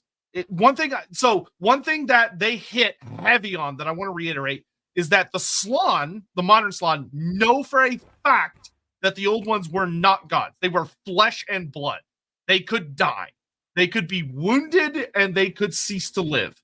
However, they wielded powers that were so extreme that they basically came off like gods. But they are not etheric entities. They are physical entities. And I think that's something that we need to keep as a relatively clean distinction. The gods in the Warhammer world are entirely etheric entities. Now, they can manifest in the real world. There are methods of doing so, but that doesn't change their fundamental nature. Where the old ones are this weird species that both crosses into, much like the reality blade, and passes through the aether, but are not etheric entities. They are flesh and blood. And they are not, as the Warhammer world defines gods, typically gods. But the word gods in Warhammer is an extremely amorphous term, and it is used in a variety of ways that don't match how most people think of Warhammer gods. So do be aware that we are using the most general use here, and that is an etheric entity of extraordinary power. And that is definitely not a description of the old ones. The old ones are flesh and blood who also overlap and move into the aether in a variety of ways that is not properly understood. And if you're desperate and wish to look at the Slann as their potential descendants, in a way the Slann no longer do. And that's fun because you get some clear differentiation there if you're looking for some. But and of course, it doesn't, to be fair, it gets very confusing because the Skinks, Source, and Croxagors treat them as gods and call them gods and think of them as gods, whereas the Slann go, no, that's ridiculous. It's also worth noting, though, that the Slann originally weren't like that. The Slann originally, as in 5th edition area, they weren't sitting there going that they weren't gods. The Slann in the 5th edition are very similar to the Slann previous, and that's that the old ones are this unknowable set of gods, and they're almost worshipped like gods of the Lizardmen. That becomes very much a later development as we move through the editions, where the Slann, much like Croak, are given more and more and more awareness until they become literally like gods themselves. One of the things that I found most interesting reading through the Old World, for example, was just how much they dialed up the first generation Slann to the point that they were old ones themselves in terms of the capabilities that they were demonstrating, the awareness of the old one machines, how they were destroying not just thousands of demons, but billions with the great spells and workings that they had put into place. In some respects, there wasn't a greater selling point for the Slann being the direct children of the old ones than what the old world did, which I think the writers would be a bit disappointed with, because I don't think that's their intent. The intent is always to separate them these days. But definitely it was laid in such a fashion that it could make you go, holy crap balls, the Slann are powerful. What? Yep. All right, so let's talk about some individual real quick. One of the Fallen Gates settlement north of Hexawaddle. So the Fallen Gates got a lot of expansion because of Total War. It's a very main focus. The Fallen Gates is revealed to quite literally be a closed gateway. It is an old one gate that is shut. And the whole reason that it features very importantly is because there are high elves if you're playing a Mazda Mundi campaign, it's chaos people attack it to try and corrupt it. And if you're playing Krokgar, it's that high elves are trying to tinker with it to open it, and for some reason those elves because elves just can't stop meddling with shit. The meddling humans are one thing, but meddling elves are the worst. Yeah, way worse. All right, so individual old ones. We're gonna start with something I found fascinating about the old ones. So a lot of the times when people think about the old ones as a pantheon, you get the impression that they're almost monolithic. But when you actually start diving into the nitty-gritty, that's not true, and there's actually a hierarchy of gods. But what's interesting, and an opinion that's actually kicked around in 2 books that I actually really, really liked, is that there are some in-universe scholars that talk about that they have found evidence that they believe that originally the most powerful and the king of the old ones, the king of the gods, was Itzel, which is very interesting. Itzel is also known as Itzel, the ruler of beasts, is the tri-horned god. He is represented by a strange entity that has 3 horns coming out of his head. The fascinating thing about Itzel is that, so as the ruler of beasts, he has dominance over the cold-blooded beasts of the wild, except for those times where he also has dominance over the warm-blooded beasts of the wild, but different authors forget that from time to time. But he basically is just the Lord of Beasts, all beasts. Now, one of the things that's suggested that I really find fascinating is that Itzel is, of course, who the lizardmen turn to when they need to deal with all sorts of different creatures. So in order to be a Cold One rider, for instance, a Saurus must be spawn as a blessed spawning or a sacred spawning of Itzel. Itzel has blessed them with his mark. They have physical changes. So they have extra dew claws. They have larger extra crests. And they are gifted at, and they even like emit like a special musk that makes like various creatures calmer around them. There are skinks that are spawned with Itzel's blessing that are more capable of mastering the Colchins, which are the big killer ostrich birds of the southern plains. Which are well cool, by the way. Yeah, oh yeah, Colchins are awesome. Love those. And just to say is that they're also dinosaurs. Don't get it wrong, because they're giant birds. Oh yeah. So it totally matches in. Yes, which Age of Sigmar gave us models. Like they literally gave us Colchin riders, and they're so kick-ass. So cool. So one of the things is that it's believed and suggested that Itzel may have had stronger preeminence among the old ones, because it's suggested, and I actually fucking love this, that Itzel may have been the old one who was initially responsible for evolving the beasts into what we know as the lizardmen. He created the Saurus, the Skink, and the Croxagore.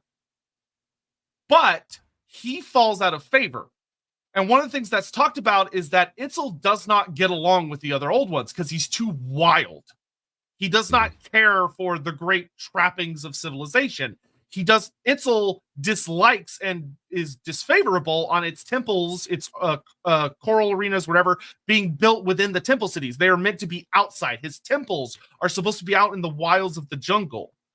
But Itzel, his name is a vague, when his name is extrapolated, it essentially means the first, which is a really fascinating idea that he showed up first, that he was the one who created the custodian race. But once his job was done, he was done. Because... And I think that this is where we can start looking at these stories and viewing them as exactly what they are, stories. But these stories, much like most myths, have got some sort of grounding in fact. So it's very easy, for example, to find a creator entity and view this creator entity as king of the gods, because that is how most people view the initial creator, as the starting point, the true king, which is why you can see why Itzel would be given a certain preeminence. But then when you actually look at it as a species that's doing something, if this is the sorcerer scientist who is responsible for organizing the lizardman species, then he's no longer this great, hugely important figure. He's just one part of a larger fabric of things that are happening within the Warhammer world in those early years. This individual god, this individual old one, is the one that is putting the great Lizardman plan in place, which in many respects makes him, to the Lizardmen, extraordinarily important, but to the overall old ones, perhaps a sideline figure. Could have just been almost the equivalent of some sort of intern who was in, put the intern on the Lizardman job, get them doing all that while we deal with the big shit at the back. Yeah, he's a bit mental, put him off at the side. He's a bit wild, he likes his animals a little bit too much, put him over there. He's basically the zookeeper. Yeah, it is worth noting that each of the old ones is associated with a city that is dedicated to them. They are the patron of that city. And he is, as the first, the patron of Itza, the very first city built by the Lizardmen and the first point on the geomantic web. And I think it's worth reiterating, though, because it is very easy to go, well, that means he's the most important. No, that just is where he started work. Yeah, his job, he got where he was working. Like, send out the wild guy. He's got to tame things first, and he totally. In there. And I think that this is how we can start viewing the Lizardmen as a whole as a fragmented post calamity species. Their version of who's most important in no way reflects who were the most important old ones at all. Oh yeah, what we're gonna I think I know who the most important old one is, and it's going to be a controversial take. I wonder if it's going to be the same as what I think. Oh, this is exciting. Yeah, so that's the general gist of Itzel. The other thing that's really important is if you keep in mind, remember that the vast majority of the species on the Warhammer world before the arrival of the old one were dominated by cold-blooded species. And he is the great tamer. He dominates cold-blooded creatures. That is his purpose. And what's fascinating is that his crest, the last big thing about him, is he's one of the big old ones that flies in the face of the idea that we don't know what they look like. Because the Trihorn is not about a beast he's associated with, it's him. Specifically him. He is the three-horned entity. But again, worth noting that view this through the lens of myth. This could be because he had himself a great technological device that sat upon him that looked like three horns, and the Lizardmen then translated that through to being quite literally a three-horned god, where he was not a three-horned god. He was an entity that might have had like the equivalent of 3 mechadendrites from 40k sitting off him as he did his work, because these are living flesh and blood entities that are in the Warhammer world that have been turned into gods by later iterations of understanding. So it's worth always saying that everything we know of the old ones is super fascinating, but also super vague. Yes, yeah. So the big thing I want y'all to do as we're going through these guys is allow your imaginations to run wild. Yeah, I'm gonna be honest, I am personally very much of the opinion that the old ones were very much able to take whatever forms pleased them most, which made them so horrifically inconsistent, due to a specific old one we'll get into in a minute. So next up, we have who in the modern ages is believed, and back in 5th edition is stated to be the king, the big bad, the boss of all bosses, Sotek, the solar god. Sun. So here is a really interesting thing. The old ones canonically have relations. So Itzel is not related to anyone that we know of. Sotek, however, has a twin.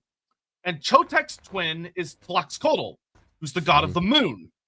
And we'll get to Tlaxcotl in a minute. So Sotek, king of the gods, patron of Hexawatl, very obviously, the city of the sun. His domain, so the things that he is believed to have had influence over, are the sun, but also fire, and the very concepts of energy and warmth. He's, of course, represented by the sun. And unlike Itzel, many of the big seven, as we've talked about, have preferences for colors.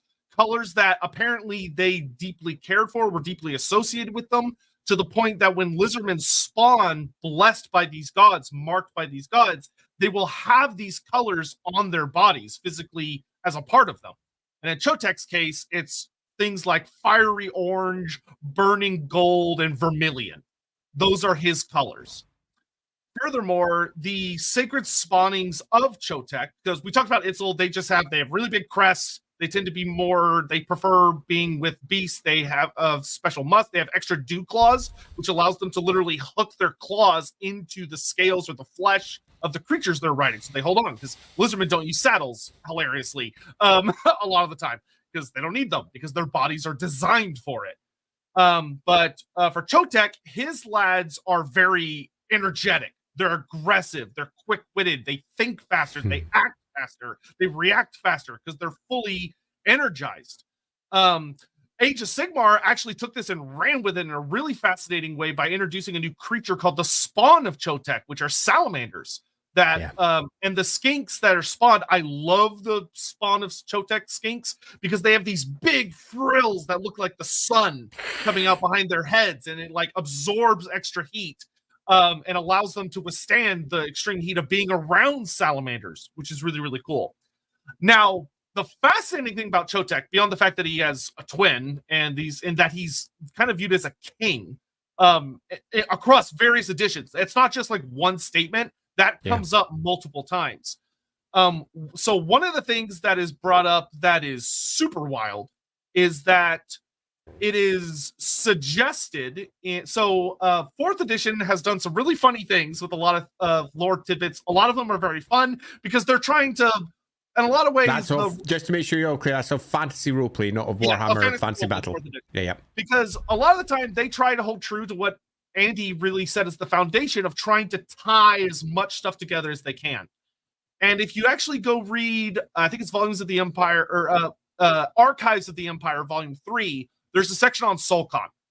And one of the things that's talked about Solcon is they just talk about the gods of law. And there's this mention about how, according to the people that worship the gods of law way back in ancient Telea, that the gods of law existed before chaos. And then when chaos showed up, the gods of law went off to fight them. And that all the gods of law were captured or killed except for Solcon, who went and fought Khorne in a big old nasty fight, but Solcon survives and escapes. And Solcon is a sun god. And one of the things the book does is it very deliberately ties the idea that there are scholars. Now, this is an in-universe opinion, but it's still very interesting to think about, that there are scholars who believe that Solcon is in truth Sotek, that this burning, fiery, almost hateful god of vengeance who just wants to burn away chaos, a very brutal god, is in fact a surviving old one who has evolved into this new form, which I would say is probably not true, but there is a shred of something behind it. Yeah, so I have again, I think I'm going to take up in this stream a different stance each time. Because I think that'll make it nice to give us some contrary positions. And what I'll try to do is always ground it in reality. And Sotek, which is, I think, appropriate for this stream, Sotek can focus on myth. So what we have here is an old one focused on heat, sun, who, interestingly, is too bright to even be looked at by anyone. That's his general myth. Such is his burning brilliance, which also makes it clear other old ones can be looked at directly by comparison. So let's just make sure that that little factoid is dropped in. But we have ourselves something that is associated with extraordinary heat. If we just pull away from the myth and look at it, this is clearly the old one who moved the Warhammer world in close to the sun. He is the one who is responsible for out there in his divine chariot, for want of a better description, for effectively affecting the greater solar positioning of everything. He brought heat to the Warhammer world, and he himself is thus described as, from the Lizardman perspective, the bringer of heat, the great sun itself. Whenever they see that sun getting closer and closer and closer, that is Sotek. That is everything Sotek did. And his spawnings are all about harnessing that energy to the best outcome. So you can see where those myths could have been grounded from if he was responsible for those parts. But if my job is to try and always bring it down a notch from the myth, or to try and explain the myth, I think the obvious choice here would be to say that Sotek is most likely the old one that was responsible for bringing heat to the old world. He's the god of heat.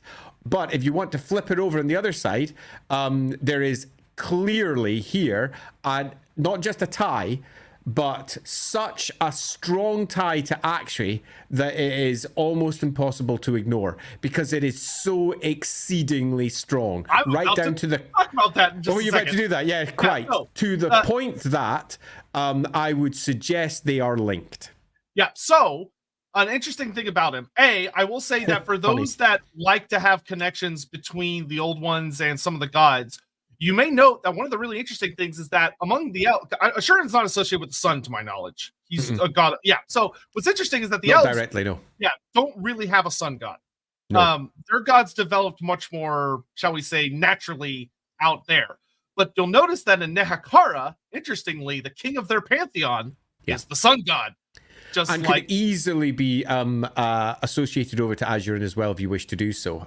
He is the divine emperor that sits in the heavens, and that in many respects is the sun. So you can easily make Petra and Azurin very similar figures if you wish to do so. And similarly, that very easily marries over to Sotek as well, if you are looking to build them towards the gods. I don't think that's a link that is wise, but it's certainly fun, and more importantly, it is definitely one that in-world scholars would make, because some would pursue that like they were champing at the bit, because they would want to marry everything together, particularly humans, because humans love patterns. They love things to make sense. When they look similar, they go, they're the same. Look, that's a face in the hill. No, it's just a freaking pile of rocks. No, it's a face. That's a face. Sotek is Salkin, is Petra. That's very human, because humans want to do that, where I would suggest that behind the scenes, it's probably a bit more shades of grey and complicated. Yeah, so, like Andy was talking about earlier, but I'm about to reinforce it like a motherfucker, Sotek was, to say that he was the master of Akshi is a grotesque understatement. Yeah. Sotek was also borderline the smith god. The vast majority of the items that the Lizardmen have available to them that That's are directly connected to old ones were made by Sotek.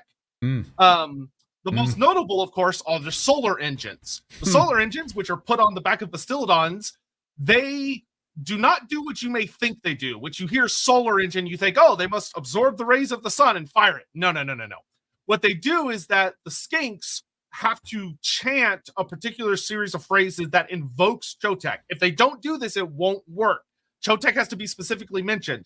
And then they press an activation panel on the back, and it causes this crystal to summon up such horrific quantities of heat that it then blasts a laser out of the front that immolates everything in front of it. Just burns the fuck out of it. It is literally like it's an Akshi death ray, essentially. Now, one of the fascinating things that GW did that I will always love them for when they designed the solar engine is that the activation plate, if you go look at the mini, it has a plate designed for a 5-fingered hand to press and activate it. Lizardmen don't have 5 fingers. Don't have 5 fingers. They only have 4 fingers. It was not made for them. It was made for somebody else to use, and we don't know who. Yeah, and I love that. So what we have so far is 2 of the old ones, one of which was quite clearly very closely associated with Gur, another of which is very clearly and quite closely associated with Akshi. So that's 2 of the Winds of Magic, already manifest through 2 of their most important old ones. Now, that doesn't mean they should be linked, because as humans, we like to make those links, particularly when you look at what magic was before the Cataclysm, and it was a more complicated set of affairs. I'm about to talk about who is specifically mentioned to be linked with a certain Wind of Magic. Yeah, quite. So let's move on, because I love Sotek, but there's not that much written about him. Yeah, the only other thing I'll say, just to put into perspective, how many fucking items this guy has named after him. You have the Sun Standard of Sotek, the Gleaming Pendant of Sotek, the Burning Blade of Sotek, the Staff of the Last Sun, and the Scimitar of the Sun Resplendent. That is a lot. And they are genuinely nightmarish items. Like the Burning Blade of Sotek burns so hot that there is no armor it will not slice through. Like it literally is a molten blade. It's a spooky ass fucking weapon. But let's move on to his twin. So Sotek, and this is reinforced in multiple editions, has a twin. He has a brother, though not just brother. It specifically says twin, and that is Tlaxcotl the Impassive. Tlaxcotl. And Tlaxcotl is the patron of Tlaxlan. And what's interesting is that we know the most about him because of this. Because back in 6th edition, they included a map of the city of Tlaxlan. And one of the things they did is that, according to myth, Tlaxcotl basically said a lot of stuff about the city. His instructions on how to build the city were recorded. Wait, did I say? Oh no, Tlaxlaw, not Tlaxcotl. Yeah, Tlaxlaw. Sorry. So Tlaxlaw, the moon god. Sky Chariot god. Oh no, I was right. Sorry, I'm pretty sure it's not him. Down wrong. Yes, Tlaxcotl. Or her. Oh Jesus, sorry. I wrote down something weird. Okay, so this is where it gets a little strange. So Tlaxcotl the Impassive is the twin of Sotek. However, he's also specifically mentioned to be the brother to Tepok, but not twin. So Tepok is said to be his brother, and then cousin is used, but the way they specifically phrase it, it doesn't seem like blood relation. It seems more like cousin of ability, because Tlaxcotl the Impassive is the Lord of the Moon. He is the lord of his domains are Manslib, and Manslib being up at night, Quan Chi is said to be his cousin because Quan Chi is the Lord of Night. So we'll talk about that in a little bit. So I don't believe they're genuinely related. It's more that their domains are related. As opposed to Tepok, who is quite specifically mentioned to be his brother, and Sotek, who's said to be his twin. Now, the interesting about Tlaxcotl is he's weird. Tlaxcotl is the twin-headed god, and he is represented as an entity that sees all. Yeah, and that the symbol that represents him is a snake that both ends end in a head. Which, fun fact, is an actual creature you can encounter in the Warhammer Fantasy world. Yeah, that's the Amphispina. Yep, the Amphispina. Yeah. Now, it's from Greek.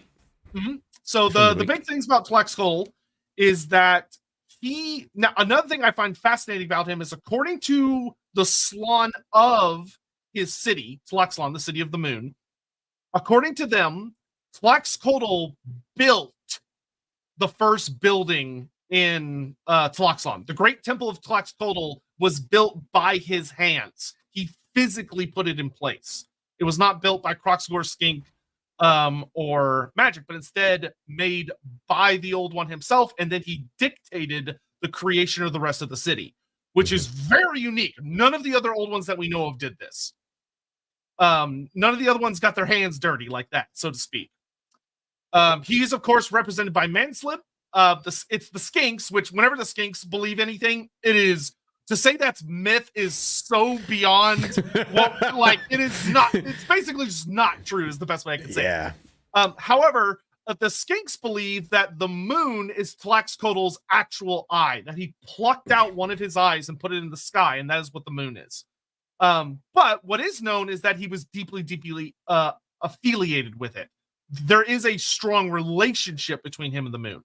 Yeah, I'm going to pop in here and say that it has always been in the back of my head that he was often up on the moon.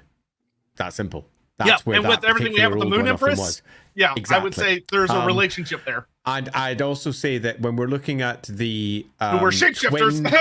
Yeah, quite. When we're looking at the twin stroke brother stroke cousin angles, I would suggest viewing that from the perspective of the species that we're dealing with here. So that's spawnings. They're all from the same spawning. They're all from the same group of birth, so to speak. That would make sense. So if we've got someone who's a twin, that's two old ones that look the same. When we've got ourselves someone who's a cousin or a brother or an equivalent, that's someone who's come from in the same generation, or are perceived by the Slan, for example, to be the same spawning. Let's call it spawning -1 rather than, or spawning 0 rather than spawning 1 for the first generation of the Slan. So these are old ones, so much older than, for example, the first generation Slan. So they're like generation 0 old ones, and they all work together because they're part of the same spawning.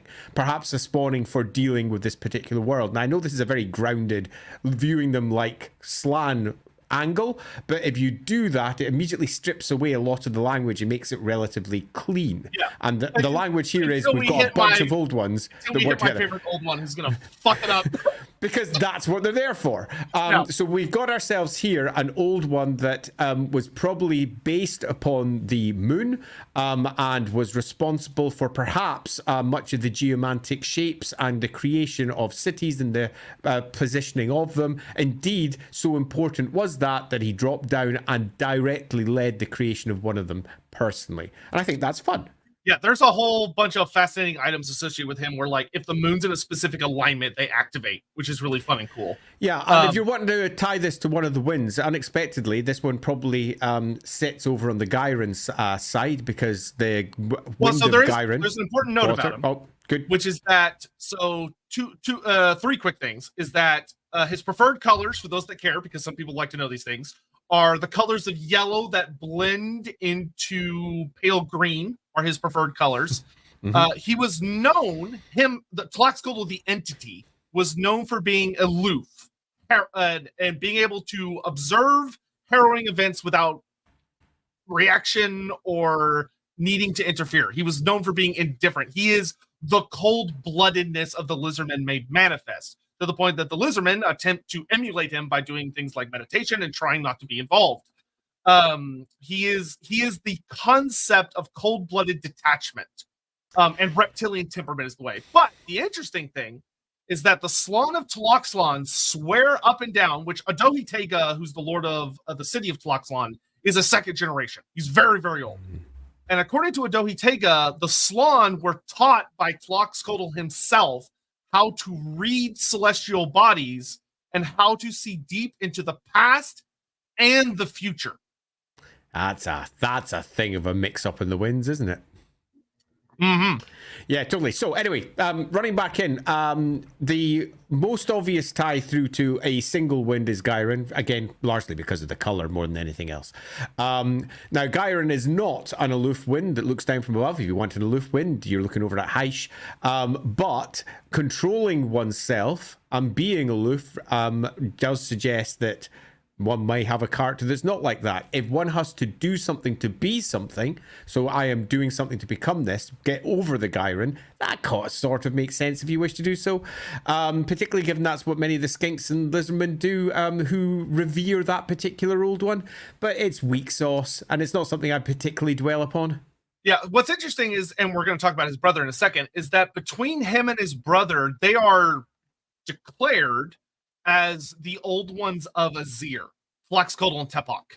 They are said to be the old ones most deeply associated with it. Well, you're up in space, so it makes sense. Yeah, but they had different interactions with it, because Tlaxcotl was focused on seeing the future of like doing that kind of stuff, dealing with the moon. Whereas Tepok, who we'll talk about now, is very different. So Tepok the Inscrutable, also known as the Feathered Serpent God. Love Tepok. Yeah, Tepok is particularly weird when you're dealing with the physicality of the old ones, because it is said that the Quaddle was not his totemic animal, but instead is a manifestation of Tepok. That Tepok itself basically was a Quaddle. And Tepok is the patron of Zlanhapek, the city of Mist. He's one of two, because it actually has two patrons. And he is brother to Tlaxcotl, as we talked about. And his domains are air, wisdom, and sacred places. Which sacred places basically means places upon the geomantic web, the nexus points. He's, as I said, represented for the Quaddle. He represents protection from harmful magic and embodies mystical contemplation and otherworldliness. Yeah, this is easier. Yeah, he is said to prefer the color purple. And his sacred spawnings have very rich purple markings over their bodies and are instinctively drawn to places that are sacred, being nexus points and things like that on the geomantic web. Now, the fascinating thing about Tepok is that in 5th edition, he was called Tepek, but his name got changed a little bit. And that he is the Slann who, if I recall correctly, which I'm pretty sure, yes, he is the Slann that taught Lord Croak. Old one. He is the old one that taught Lord Croak how to master magic. Yeah. Cast it. The one that taught him to unbind it was a different old one. But when it came to controlling the winds of magic, to bringing spells into existence, Lord Croak was his personal student. Yeah, Tepok's fascinating because Tepok is, again, a proper mix, amalgam of winds if you desperately wish to look at that, which I think makes most sense given that the winds didn't properly go till beforehand. Tepok has got the old mirror pools of Tepok as well, which view into the future.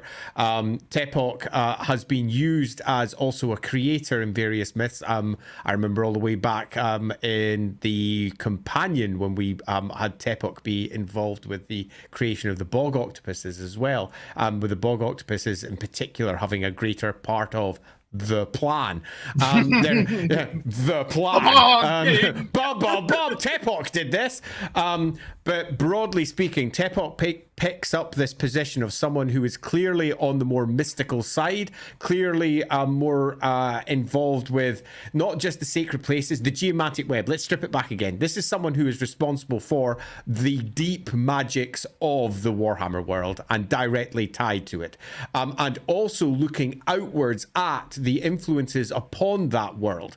That's one of the reasons why you've got the almost Azir-like looking out into what lies beyond aspects towards the future looking of Tepok. But also looking back into the past too.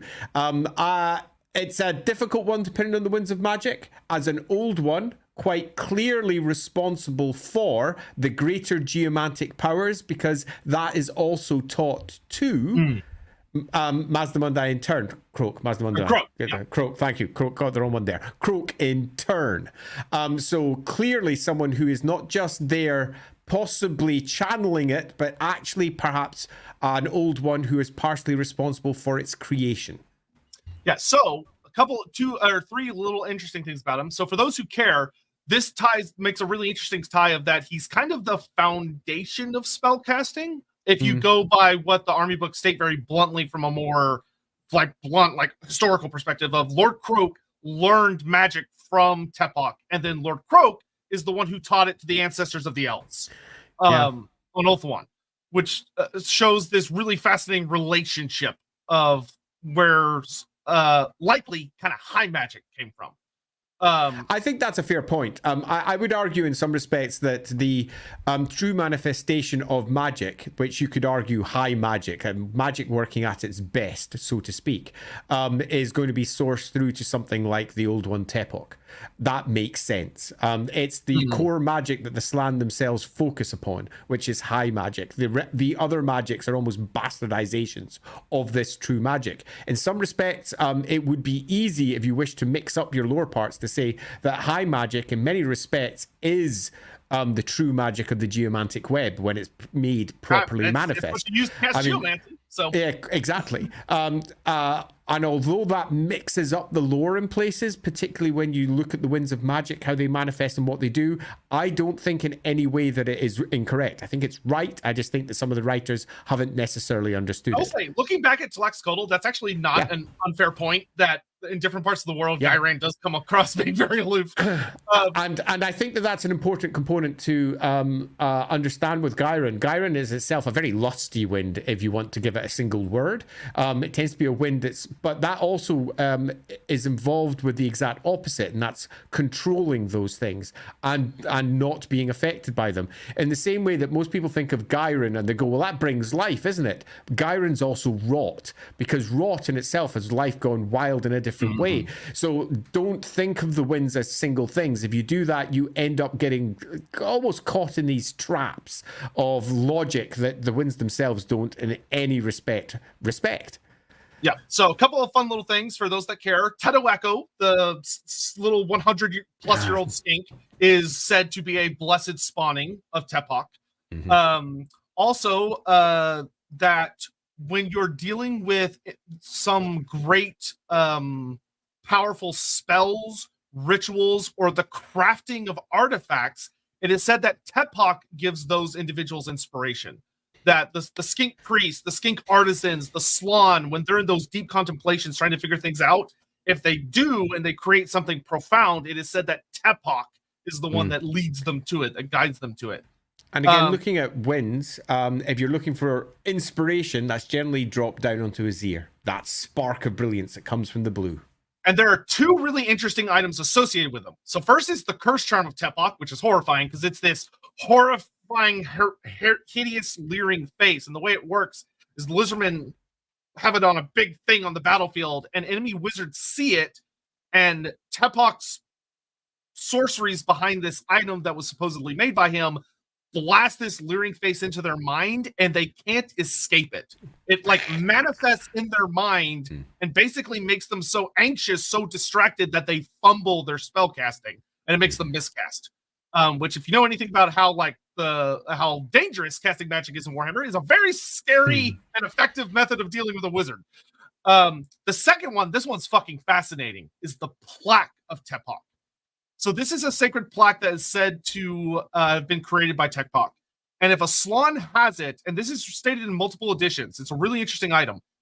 A Slan that has it with him, that's contemplating upon it, has his mind open to new possibilities, and, quote, allows them to mind meld with the spirits of the ancients and to use their knowledge. Which is fascinating. Of that, it seems to almost open a gateway to essentially the relic priests of the Slan, which is really interesting. I'll also add the mirror pools of Tepok to that one. It's a rare one, which are worth mentioning purely because, not just because of what they do, which allows you to see the future when you're gazing into these great big mirrored pools, but because they often kill those that use it, which is worth bringing up because it almost certainly means that there's a deep well of magic in there, and to control that, you require in turn an ability to control that magic, and if you don't have it, you will likely burn out through simply trying to use it. Again, speaking to the deep mystical aspects of what the old ones were. Yep. So the last two of the big seven, then we'll get caught up on super chats and everything. The last two of the big seven who are simpler than the others. So we have Huanchi the Jaguar god, because Huanchi really fucking like jaguars. Interestingly, there are three left. Interestingly, of all of the big seven, Huanchi is the only old one of that group who we don't know what city he was the patron of. It was the patron of. Which, when you hear about Huanchi, actually makes a lot of sense.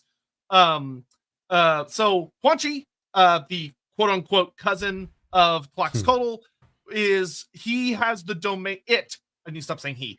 It has the domains of stealth, hunting, the earth, and night.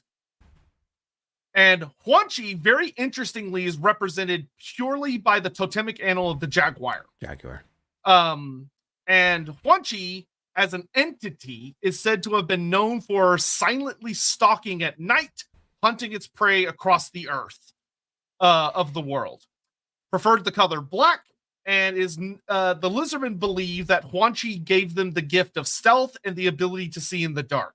Now, that is not, those aren't its blessed spawnings. That's just the lizardmen believe that's what Huanchi gave them. Yeah. As traits. Now, Huanchi is invoked by notably skinks before they go hunting for game or enemies. But some of the interesting things about Huanchi are that the rituals of Huanchi have to be performed in secret. They cannot be performed in open view. They cannot be performed in light. They have to be performed in secretive, dark locations, or they essentially just don't work, or something bad can happen. His sacred spawnings will often have a black mark, and they are very, supernaturally stealthy. But unlike other lizardmen, most lizardmen, because they're cold-blooded, they really like being in the sun. They will sunbathe. They absorb lots of heat. It gives them their energy. Not Huanchi spawning. They avoid light. They stick to the undergrowth. They stick to the shadows, to the night. And they can move through the jungle, the undergrowth, with a supernatural ability. To the point that they can move through the jungles without making any noise, regardless of how dense it is. Almost like the jungle itself is making way for them. The last really interesting things about Huanchi is that Huanchi is the only old one who had specifically mentioned that a portion of his essence remains in the world, which is the Huanchi's blessed totem. Huanchi's blessed totem is a standard that it carries a portion of his boundless energy. And anyone who carries it basically gets these freakish, magically induced bursts of unnatural speed and energy. And the other thing being, of course, the charm of the jaguar, which not only allows a lizardman to move as fast as a jaguar, which is fucking terrifying, particularly when it's a saurus, but interestingly, those who see that lizardman carrying that charm, it looks as if they turn into one. Like they're like, as you see them between little spurts of shadow, little spurts of the undergrowth, you'll see a saurus running, and then the next moment you see a literal jaguar running, jumping, moving through the undergrowth. Quan Chi is one of those old ones that, frankly, if the old ones could shapeshift, which I deeply believe they could, especially if you tie them in with the moon people who we know were shapeshifters, Quan Chi definitely spent his time as a jaguar. Like, he saw one, was like, I want to be that. I want to be that, yeah. So fun things about Huan Chi from my side, as we're grounding a little bit, quite clearly and demonstrably, lore of shadows written all over it. Even the skink priests that come from that particular spawning, they're going to be pulling out the lore of shadows also. And if we're looking for, well, where's the big, huge temple city? Probably hidden. No great surprise. There is a variety of fun ways that this particular city could be brought into the lore in unexpected places. Like, for example, you could easily have the whole jaguar aspect of it, which is both jaguars are not just black, some of the jaguars are spotted also. Then they're called panthers. You can even pull that into some of the unexpected lore for the Knight's Panther and what they discovered at the Eye of the Panther, which is a great, huge pyramidal mountain that sits on the edge of Araby. There's lots of fun things you could do with that if you wish to do so, and to the point that that was originally intended to be written into the Middenheim book. That sadly did not happen, and Huan Chi was going to be popping up as effectively a deity, as understood by humans there, where they got it all wrong, as is often the case with humans, because they just start believing whatever's put in front of them because they're humans. They're like, oh, that's a god. Literally can't help themselves.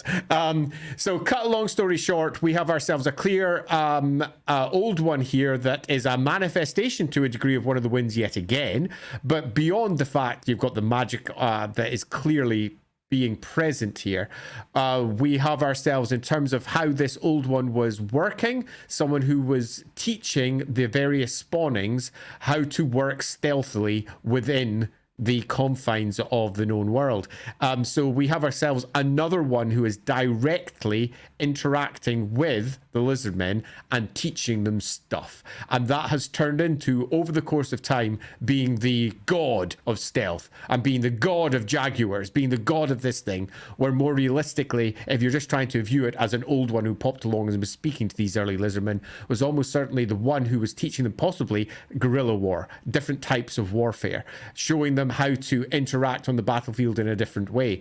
And that will have been going from the slan all the way down. So we have ourselves probably a very interactive old one that's actually working with the various groups, which has turned in the course of time to, you can't talk to any old one, never spoke to that one ever, he's the one of shadows, we can't speak to any of them, they're all too brilliant and bright, except for the one that's too brilliant and bright. Clearly they can't be interacted with, and this one in particular was very fond of creeping around in jungles. Yeah. Next is the old one who that I'm just going to tell you, he's one of the old Slan. He just is, which is Zunki, the water god. Zunki. So Zunki is the other patron of Zlanhapek. So him and Tepok share the city. And he is known as the Lord of Waters. His domains include the sea, rain, rivers, and the spawning pools, very importantly. Yeah. Now, one of the things that's really fascinating about Zunki is that one of the things we note about his temple in the city of Zlanhapek is that he has a little temple. You know, a lot of the old ones have little pyramids and temples inside the various cities. But within Zlanhapek, which is his personal city, his patron city, in his temple, there's a map inside of it that shows all of the world's oceans. But what's interesting is that it doesn't match the oceans that exist currently, because there's like a couple of small issues with it. And the lizardmen are constantly looking at that and trying to figure out if that's because the world fucked up and it's supposed to look like that, but it doesn't, or that's what it's gonna look like. We just haven't got there yet. Which is always just a hilarious lizardman dilemma. He is totemic in that he's represented by various animals, being alligators and frogs, but he has a face that is his main symbol, and his is a slan face.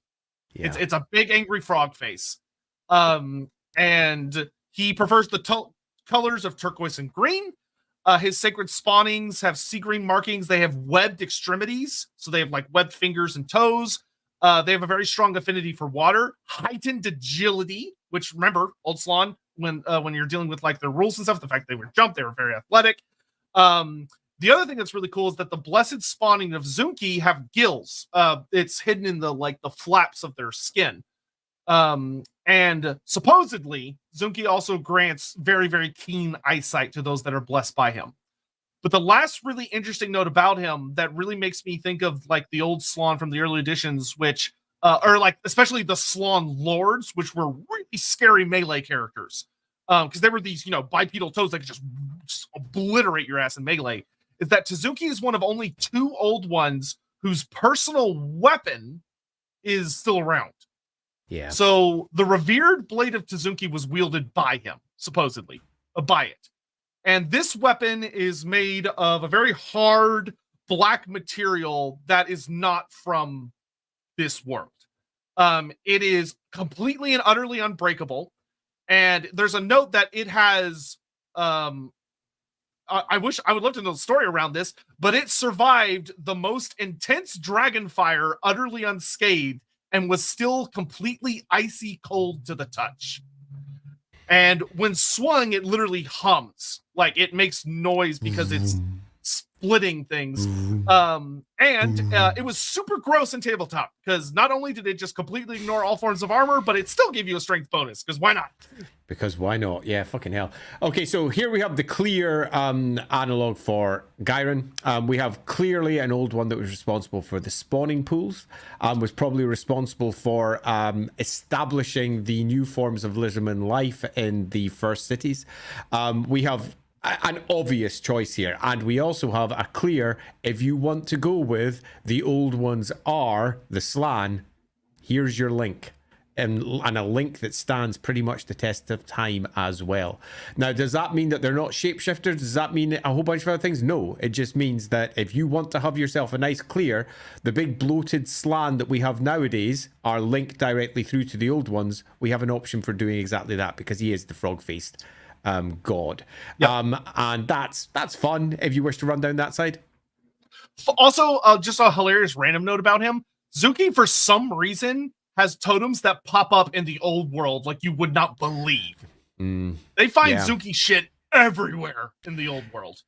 Yeah, which is a fun one. I don't know why. He pops up in Norska. He pops up over in the Empire in a few places. Yeah, it's a fun one. I think that coming up with a reason for your own games may be worthwhile, but probably want to tie it through to water if you do. Again, sacred pools. All right. The last big of the big 7 before we'll get caught up on super chats and everything, and then we'll dive into the remaining 18 that are much more minor. So we have Quetzal. Quetzal, the protector god. So he is the patron of Quetzal, which is unfortunate because it's a fallen city now. Very heavily infested by Skaven. Got infested by snakes. Skaven came back. Teto Echo dropped a fucking comment on it. And now it's just a smoking ruin that the Skaven are slowly trying to re-excavate. So Quetzal is the only one of the big 7 who is explicitly noted as a warrior god. Unlike the other 6. And Quetzal is represented by a spiked glyph that supposedly represents the tough scales of the lizardman's bony side. spurs. He embodies, and his domains feature resilience, defense, and protection. He is a warrior god that taught lessons of stoicism and resistance to force. And his glyph is found marked on all of the walls surrounding the various temple cities. The other big thing about him is that his sacred spawnings, very, very thick hides, very thick scales all over their body, bone spurs coming out of their arms, and other bony protrusions. They're known for being like really, really exceptionally resolute. However, they're also known for being stubborn, even by lizardman standards. They're very slow to change their stances, both mentally and physically. Interesting thing about Quetzal that kind of shows his importance is that all Temple Guard, all of them, are blessed spawnings of Quetzal. Yeah. Interestingly, as I recall, now he's running back in the back of my memory now, that the Temple Guard themselves are often deemed to be the children of him in general. As I recall, I think that was, I can't remember which White Dwarf article I read that in, but I read it recently in that I was running through a bunch of old White Dwarves about 2 months ago, and I remember passing go that going, I'll remember that for next time. So it's out there somewhere, and all of them were deemed to be not just his spawnings, but his direct children, which again, if you're going with our frog people, doesn't really match, but definitely gives you a fun story. We have ourselves someone here who appears to be basically laid down on defense, interestingly. For all we have the warrior god, we don't have the lightning attacks or the gorilla attacks. What we have is the build-up of big bony spurs, the thick hides, the defensive temple guard that are there to defend the temples. So it appears that we've got ourselves some sort of castellan.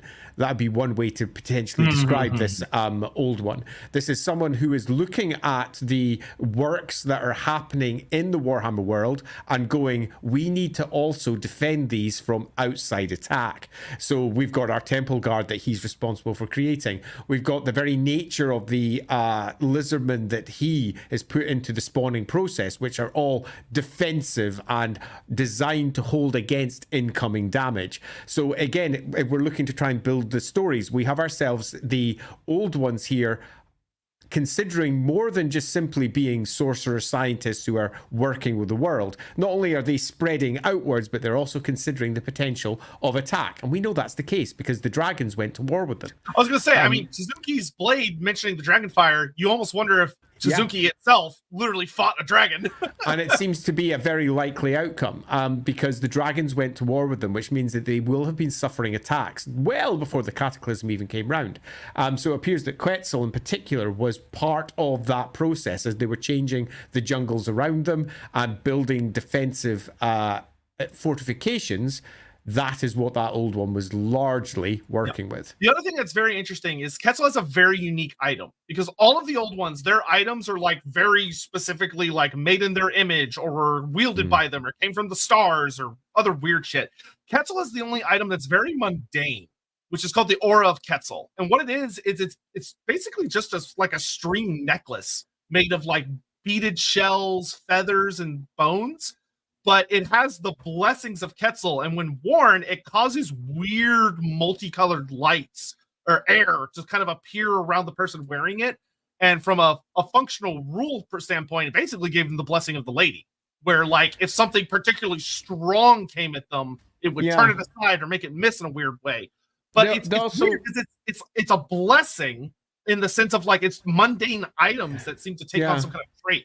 There's also the flawless heartstone that the Dread Saurians could wear. That popped up in one, which is the huge thing which had that's got the glyph of the face of Quetzal sitting on it. But again, defensive. It's a large defensive artifact designed to hold out damage and then give some too. So yeah, you get a very strong idea of this particular warrior god.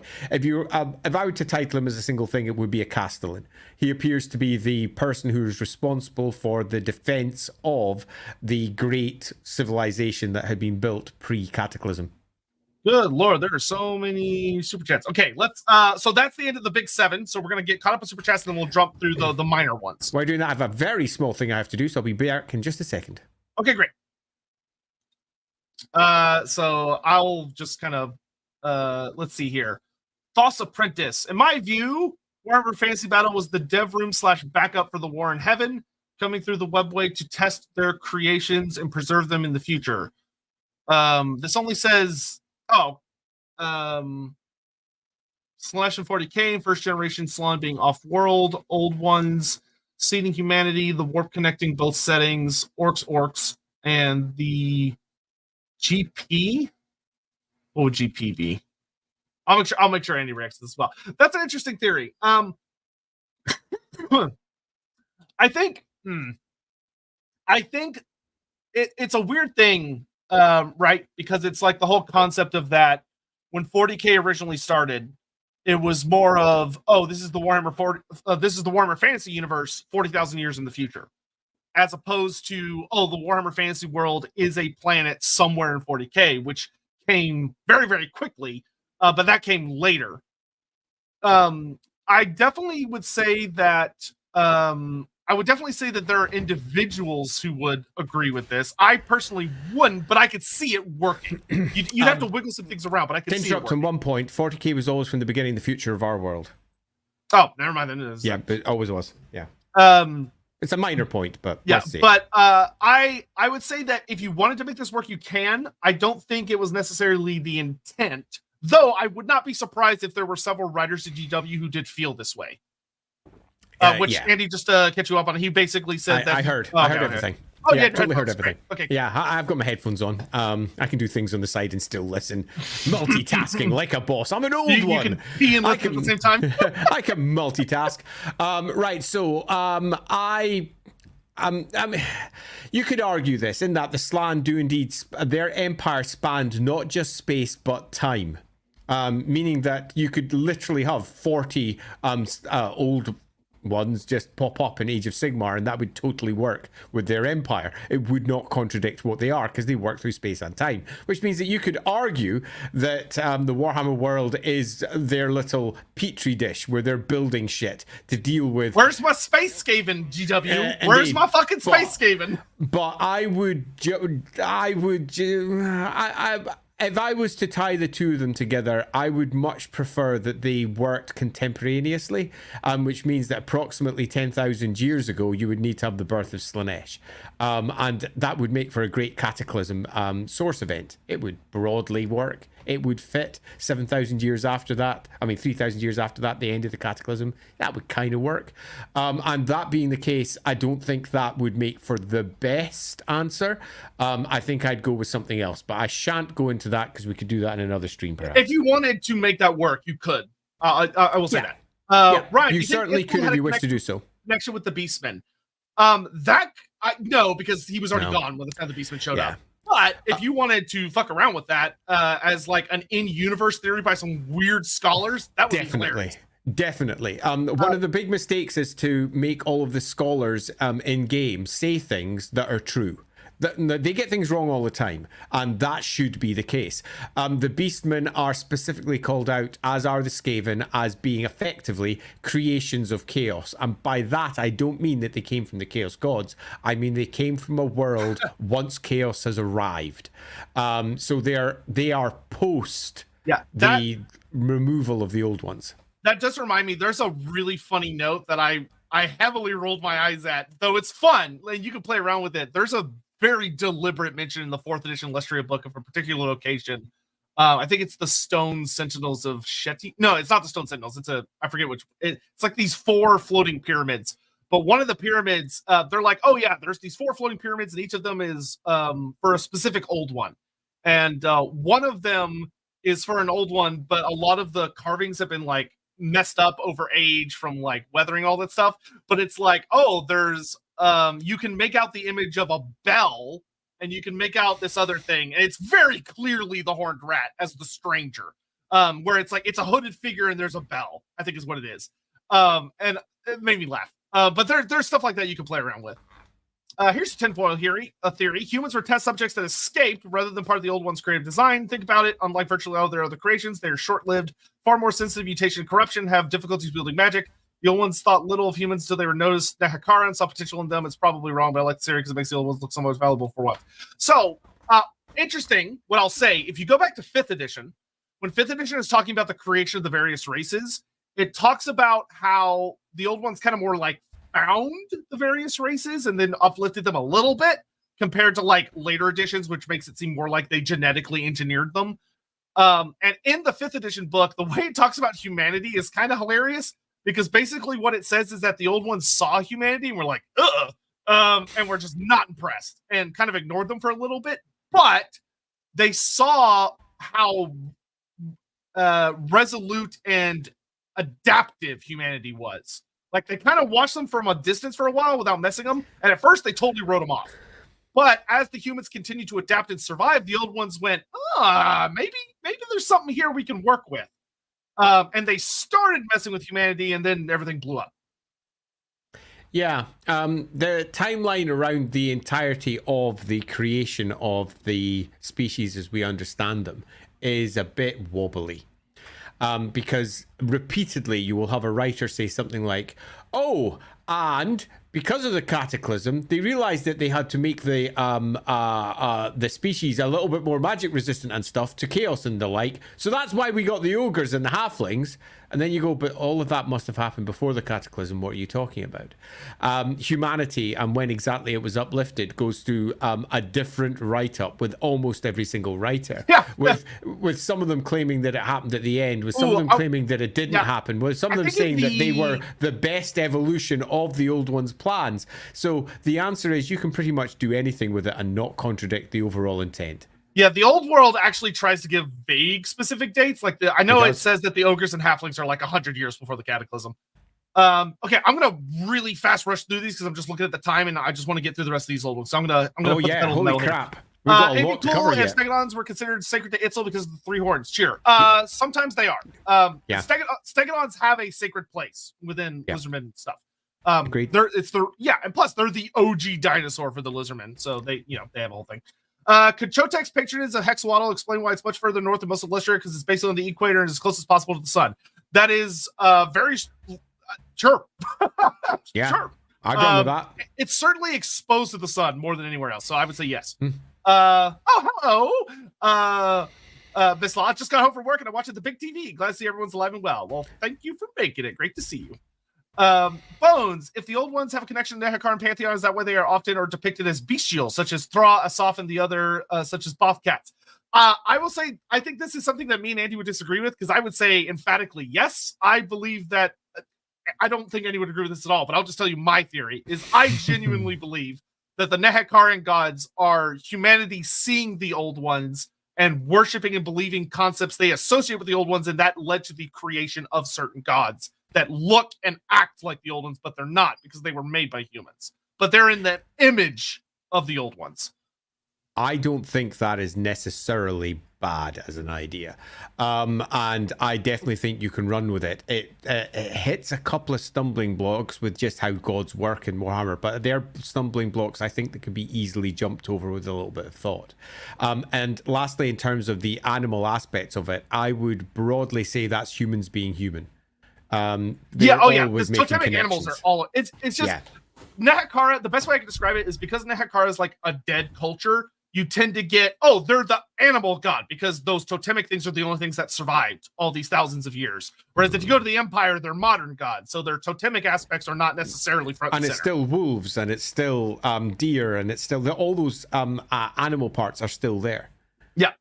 Phil, could the old ones have created the World's Edge Mountains serve as a way to keep the dwarves out of their hair for a while, like they did with super serious secret business, much like they created Ultron for the elves? And why am I reminded of my parents that give smartphones to their toddlers to shut them up? So the answer to that is specifically no, in that all of the references to the dwarves and the old ones are something along these lines. The dwarves came out of their bits and wandered around a bit over there. The old ones came along and went, hey guys, here's some extra stuff. Now that goes through a host of different iterations, but the story's broadly the same. It's not that the mountains were put there for them, it's that the mountains were there and the dwarves were in there, and the old ones at some point make contact, influence, and change. Yeah. Ravan, I'm behind as I started watching hours or late, so I'm not sure if this answer. Would the elven gods be able to tell people about the old ones? Could they? Probably. Would they? Probably not for some reason. I'm sure they have their reasons. Yeah, so reason number one is because Games Workshop doesn't want Old One details to be heavily spilled outside of creations from the studio, meaning that all of the various possibilities where we could add tons of extra stuff don't get done. But could they? Absolutely. Yeah, I would say, like, if you wanted to play around with it, the idea that your PC in the Tower of Hoeth encounters some crazy-ass tome, and you're like, oh shit, like Hoeth, like, there's something about how Hoeth talks about the old ones, I would be like, yeah, that makes total sense. Yeah, and even having the Book of Days having significant extracts about that makes sense. The Book of Days itself, it says on silver chips they came. It speaks directly to the old ones and where they came from and what they did. Man, it would be really interesting if we ever got Quayian's thoughts on Flex-Codal. I wonder if the shapeshifters were created by the old ones or if the shapeshifting is somehow connected with the old ones' ability to change the mold of the species. Yep, that is a question. That is a good question. I would agree. I would love to see some notes there. Yeah. Ryan Woodall, plot twist. The Moon Empress simply is an old one. Poor Dragon Emperor got catfished. I don't think that's as heavy a plot twist as many would suggest. The Moon, what's happening on Mansleep is a plot, and it's a big one. There is stuff going on up there with its crazy birds and its moonfire and all the rest of it that directly ties back to the time of the old ones. And this is absolutely something they will have been aware of. Now, does this mean that the old one that was up there, we've already passed one that almost certainly was up there frequently, was building an extraterrestrial colony of sorts up there? Does this mean that they are ancestors of old ones? Does this mean they're creation of old ones? All of that is unanswered, but could certainly make for an interesting story. Yep. Digitested Pichu. So what you're saying is Teflon had a beak since Kotal's manifestation of him. Get out. You're banned. You're not allowed to come back here. I'll hit you with my car. Sean Steele, if Croak taught the elves, but the first generation Slan are so alien, the skinks have to guess what they are saying. Does that mean the old elves could have possibly understood the old one? So hilariously, it's not just the old Slan. It's literally any of the Slan. The skinks have no fucking idea what the Slan are saying most of the time. Yeah, because they speak a higher dialect, essentially, of Saurian that's not great. But this is a story that could be interpreted in multiple ways. For example, it could have been the mixture of the elven gods speaking with the old Slan, or the very first Slan, first generation Slan. Doesn't need to be the elves directly. So there is multiple ways this could be interpreted. So the answer to that is we are unsure. Yeah, there was a really cool cultural exchange program where Croak was hanging out at Hoeth's house all the time. Hey, Hoeth, how's it going? Well, will you discuss the accused old one, the Shaper? I did earlier. The Shaper is basically believed to be the Great Horned Rat, essentially. Leading up to the events at what happened at Tylos. In real life, jaguars have the strongest bite of any big cat, and sometimes even hunt caimans, relatives of crocodiles. Do those blessed by Hanchi have a stronger bite? They don't in the writing, but if someone was smart, they would. Because that's just someone not knowing that, and they haven't updated it for. Because to be fair, sacred spawnings were a really awesome rule that Games Workshop gave us in 6th edition, and then they went away forever. Yep. Because Games Workshop was like, oh, those are hard to balance. Becca Dixon, tuned in late, but I'll catch up. Are there any unique descriptions, specific old ones? Yes, and we're about to get to some really cool ones in a second. Marathi, could Zuki have been the one who moved the continents, expanding the map and the totems found in the old world, perhaps? That's possible. Yeah. That's very possible. Yeah. Space Skaven are the Imperium-clad Pestilence are the sisters. Warlord clans of the Imperial Army, Clan Molder is Space Marines, and Great Council's the Imperial Lords. You made some fascinating jumps there, but no comment. So, is the timeline as wobbly as Andy's computer? Yes. Especially his old one. Rig. We're getting to Rig. Okay, so good old minor old ones. Let's go. We got 30 minutes. All right, we're gonna blast through these. These are much simpler, which is great. So going down the list in alphabetical order. The first one, who's actually quite interesting, is Axobanern. So Axobanern, which is the least old one sounding old one of the bunch. Very much so. Its domain is the firmament, very specifically. So the placement of the stars in the heavens. Just like to say, hate that name so much. I mean, that should not have passed editing. Yeah. Hilariously, he is the patron of Axolotl, so they should have just called him something much closer to Axolotl. But nonetheless, he's the patron of one of the cities we know. This old one, we're not exactly sure how, but had a very deep connection to the stars and their placement in the heavens.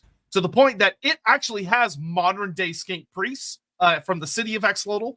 And the priests there cover themselves in charcoal, and for specific rituals, they cover themselves to charcoal and make themselves very black, and then they mark out points to create constellations and stuff on their scales in order to perform certain rituals. Very cool, awesome. And the grounding thing, as Andy likes to do, probably the old one that taught them about constellations and the stars. Moving on. Yeah, sure. So next we have Kashwatan. So this guy's interesting. Kashwatan's domain is, and granted, I'm going to butcher these pronunciations. Try my best. So this is it has the domain of predators and stillness. Now, what's interesting is this is the only old one. It's not the only one. It is a old one who very uniquely is almost kind of implied to still be around, but it's a very freaky old one because it is said to embody the perfect stillness before a predator strikes. Very esoteric concept. However, clearly never seen a cat whose back limbs. What's noted about it is that it says the lizardmen believe that Kwashatan stalks the deep jungles to this day, and when it passes, all of the beasts in the jungle immediately go silent and the wind dies. Everything becomes completely and utterly still, and the lizardmen go, get the fuck out. Get the fuck out. Which is interesting. Yeah, that just feels like, again, grounding it in the remnant of a story of one of that particular old one's artifacts or equivalent. I like that he's implied to be. I like that it's implied things. to be unfriendly. That's the thing I find interesting about it. Particularly because it's potentially dangerous to the lizardmen who are around. Better name than the previous one, but again, as additions go, doesn't really do much for the old one's story, so not much that makes me super excited about this one. There's not much there are some cool ones in here. Yes, there is some cool ones in this long list, and I'm looking forward to those ones, but this one, it's a big heavy meh for me. Yeah, next up, we have Konalsha. So Konalsha, spelled with an X, has the domain of concealment.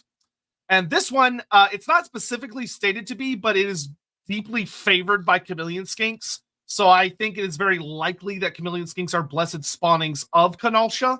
And it's also very likely that because of that, chameleon skinks used to only spawn from one city, that being the city of Ash Pahawks. So it's very likely that it is the patron of Pahawks as well. Yeah, and that's pretty much the story that you'd be looking for that particular old one to be attached to. And the fact that it wasn't in the write-up, again, just leaves you with a editor. Yeah. Go edit. Favored by chameleon skinks. Oh, well, do they have a city? Oh, yeah, Pahawks. So should there be a connection? Yeah, and that's something that that's an example where in the book it should have been expressly made because it makes a better tie for that old one. Didn't happen though, so we've just basically got a name dropped in that does very little. Yeah, so this is one of the old ones that got expanded on thanks to Total War, Inhamex. So Inhamex has the domain of righteousness. And Inhamex is very deliberately remembered by the lizardmen as being an angry motherfucker who would get extremely enraged when the great plan was disrupted in some fashion, to the point that the lizardmen believe that if the sky ever looks like it's burning, it's because Inhamex is enraged and that something has happened in the world. So this has led to that when the skies burn, as the lizardmen put it, they take action. They go on the aggressive, because they believe that there's an old one who is genuinely enraged and could theoretically punish them if they do not take action. So he was the manager when he was around. Next up is an actually really interesting one. Sotek. Sotek has a very specific domain, which is domain of protection against the supernatural. Sotek was said to be the emissary of Tepok, so he was one of Tepok's little acolyte guys, and was notably his teachings, his wisdom was designed to be used against the undead, specifically, to the point that when Lord Croak died and the first relic priests were created, all of those mummy wrappings on the relic priests are inscribed constantly, like all along its length, with the runes, the symbols of Sotek to protect their spirits from other spiritual entities, from other undead type entities. And very interestingly, in addition to that, he also was the one that taught Lord Croak how to unwind the winds of magic, how to pull at threads on spells so that they would completely collapse and fall apart with minimal effort. Yep. And what's fascinating is that Sotek, just to put it very bluntly, Sotek is basically essentially to be the old one who was an expert on dealing with etheric entities. That's what I was going to say. He was the master of bopping them on the head. And this is one that actually feels like a good, strong addition throughout the minor ones, in that we've got clear purpose, clear ideas, and clear outcomes for it. And it appears to be a clear entity that was dealing with the immaterial part of the realms rather than the material part. Yep. Next is everyone's favorite, Quaddle the Obscure, who is known for no one knows anything about it. That's it. Yep. Next up is Quetli. So Quetli is warrior. He's a warrior god. He's the second warrior god we've talked about. Quetli is the protector of the true way. And it is a warrior god that represents the concept of leading the lizardmans to their objectives. But what's fascinating is that it's meant in a literal sense, in that it leads you to the place you're trying to go, but also in a figurative sense. So it leads you to an idea, a resolution to a problem, which to me kind of almost is reminiscent, once again, going with the grounding Andy talked about, of an old one whose job was to teach the lizardmen how to quite literally solve problems. Or the plan. Or the plan. Yeah, and possibly, was possibly the creator of the Great Plan, or the creator of the Great Plan as the Slan see it. So it's very possible that he was nothing more than well, how can we best describe this in a real world fashion? Someone who's attempting to resolve future problems. Yeah. What I find interesting is that it's specifically a warrior god, because that implies an interesting chaos. Yeah. That this is the stomp out. Mm-hmm. All right. Next up, because of alphabetical, the big one. My favorite, because she messes with everything. Rig. Yay! Rig the Outcast. Goddess Rig. Recorded and said on plaques related to her to be a tall, humanoid female figure who has a sacred shrine on Amazon Island, which is just outside of the river Amazon, right where it empties out into the ocean. What's interesting is that the lizardmen have notes that record Rig, and the Amazons also know her by this name as the Mother of Caliph. The lizardmen, though, are deeply confused by this because they don't understand what it means. Because the lizardmen do not have a sex. They don't have a gender. The femininity, the idea of a mother, is a genuinely alien concept to them, so they don't understand it.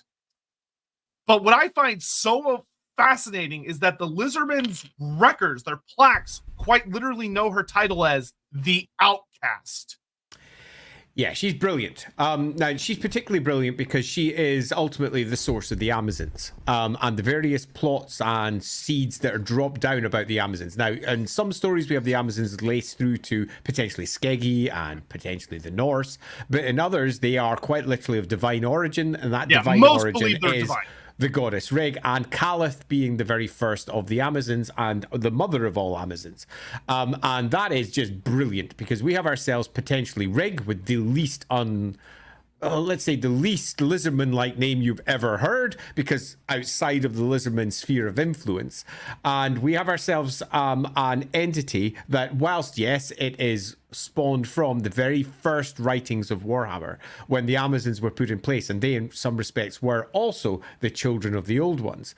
We have ourselves a different uplifted example of a species directly played with by an old one, the Amazons, used by an old one, the Amazons, for a particular outcome, the Amazons, and as later writers have come along, they've gone, well, this doesn't fit, let's call it the Outcast, and we'll still have it. Woohoo! So it's popped up in relatively recent White Dwarfs, like in the 300s, so not that recent, but relatively... Well, I mean, it's in the most recent army books as well. Oh, there we go. 8th edition, 7th edition, she's there. Yeah, totally. And Rig has been there from the beginning, from the very first Rig adventures that were placed in like White Dwarf about 90, I guess. I can't remember what number it was. One of you out there will probably recall. And it's just great with the great shrine of Rig still being a part of the game. And some other really interesting things about her is that, A, I love the idea of her being the outcast because it really helps cement the idea that there were factions among the old ones. There were old ones that didn't have popular ideas. There were old ones that maybe were, not getting along and had they had disagreements, which makes sense and makes them more interesting. Now, 4th edition did something wild, which I'm just frankly really odd, is that so in the Archives of the Empire Volume 3, when it's talking about the Druids in the Old Faith, it mentions that modern scholars in the Warhammer world believe that there is a connection between the mother of the gods, known by the old ones as Goidarin, who is noted in this faith as being a distant and unrelatable figure who journeyed across the skies in her silver chariot. Yeah, so there's the clear link there, obviously, through to Rig as well, because Rig created. Now, here's one that to me really interests you, fans of obscure lore. Rig falls in love with an elf goddess. Or god, depending which version you go with. Old ones and the elf gods boning. Okay, here we go. Yeah, and they bone, and through their boning, they create the first of the Amazons, who's a 9-foot tall, red-headed beauty, whose name, that's Calith. Calith, whatever. That's Calith. Badass. And is proper mental. And she then pretty much becomes the head of the Amazons over there, and the Amazons come from her. Would that go through to the mother worship of the old world, and could that translate? Absolutely could. And if we're dealing with an entity that is an old one, then this totally all adds up. It works. It all fits together quite neatly. There's nothing there that wouldn't go. What we have here is a beautiful merging of lores where we've got old ones and elf pantheon.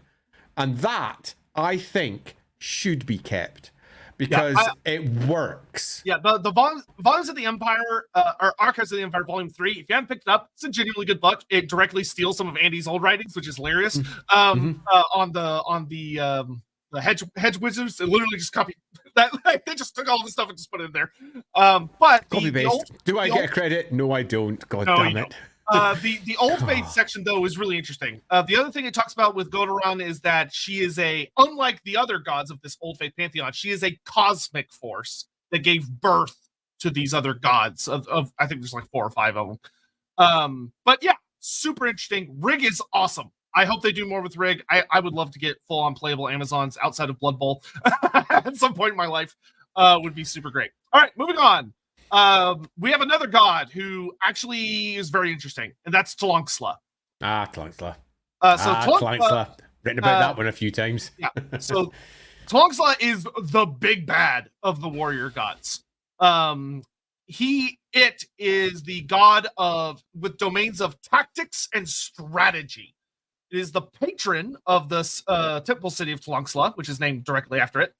And the thing that it was super well known was for fighting. That it literally rode its sky chariot, wielding the revered spear of Tlongsla, which Krokar now wields, and charged into battle on its sky chariot, fighting against what the fuck we don't know. Whether it was probably dragons, probably ancient sky titans and horrible monstrosities from the deeps and all sorts of things. But this old one, the lizardmen actively remember for kicking ass and chewing bubblegum. Yeah.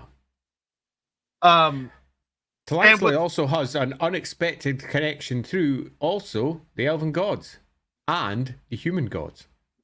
Because Tlongsla wields the Sword of Judgment. The literal Sword of Judgment, which is the symbol of the Grey Order, which is the symbol of Hoeth, the great two-handed sword of Hoeth that the Swordmasters of Hoeth carry, has passed down to the cult of Verena as the sword that sits between the great scales of Verena. Tlongsla is an unexpectedly heavy presence throughout the world for judgment and for basically ending things. And for coming down and saying, here is a thing I disagree with, slap. So yeah.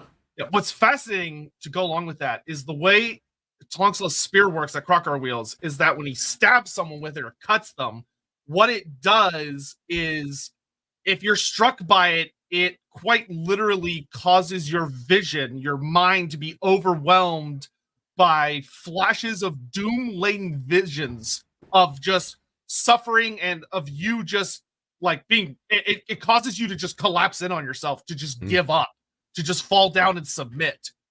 And if we go over to elf lore, during the during the latter part of the Cataclysm, when Azurin had returned, so had remanifested himself at the top of the Shrine of Azurin, and that's surrounded by the forces of chaos, and the last remaining of the Kadai are at war there. The manifestation of Hoeth that's there, the god who is literally there, had stolen its way down to the southern gate and at the southern gate had warred against the entities that were down there that had exploded and stolen the Sword of Tlanxla, which had fallen into the hands of an entity that went by the name of Ulgu, and had taken the Shadow Blade from Ulgu and then come back to fight with the remaining gods at the Tit Shrine of Azurin. So the Sword of Tlanxla, which becomes the Sword of Judgment elsewhere, is pretty much grounded in that myth. So the entirety of the links of Ulgu and shadow magic through to swords is all grounded in the myth from the elves, which in turn is grounded in the weapon that's supposedly one of the weapons directly wielded by an old one, which is kind of fucking cool. I mean, it's kind of fucking cool. Yeah. That time, man, you could do such a fun campaign of a Swordmaster of Hoeth encountering Kroq-Gar and like that leading to all sorts of crazy shit. Yeah, totally. Like, oh my god, look at his wielding. Also, that if we ever saw the actual Sword of Judgment, if you look at like what the revered spear looks like, how crazy looking the Sword of Judgment might be. It'd be one of those moments where you'd be, oh, this is just like Assassin's Creed, isn't it? When you get the old ancient artifacts and they're completely weird. Yeah, totally. So next up, this is another old one that got a slight improvement thanks to Total War. It actually made him a bit more interesting. Is Tiscali. So Tiscali is the Lord of Strength, and Tiscali's domain is very, very. This one I like because it's the application of power. Now, the unique thing about Tiscali is he doesn't represent physical strength; he represents conceptual strength.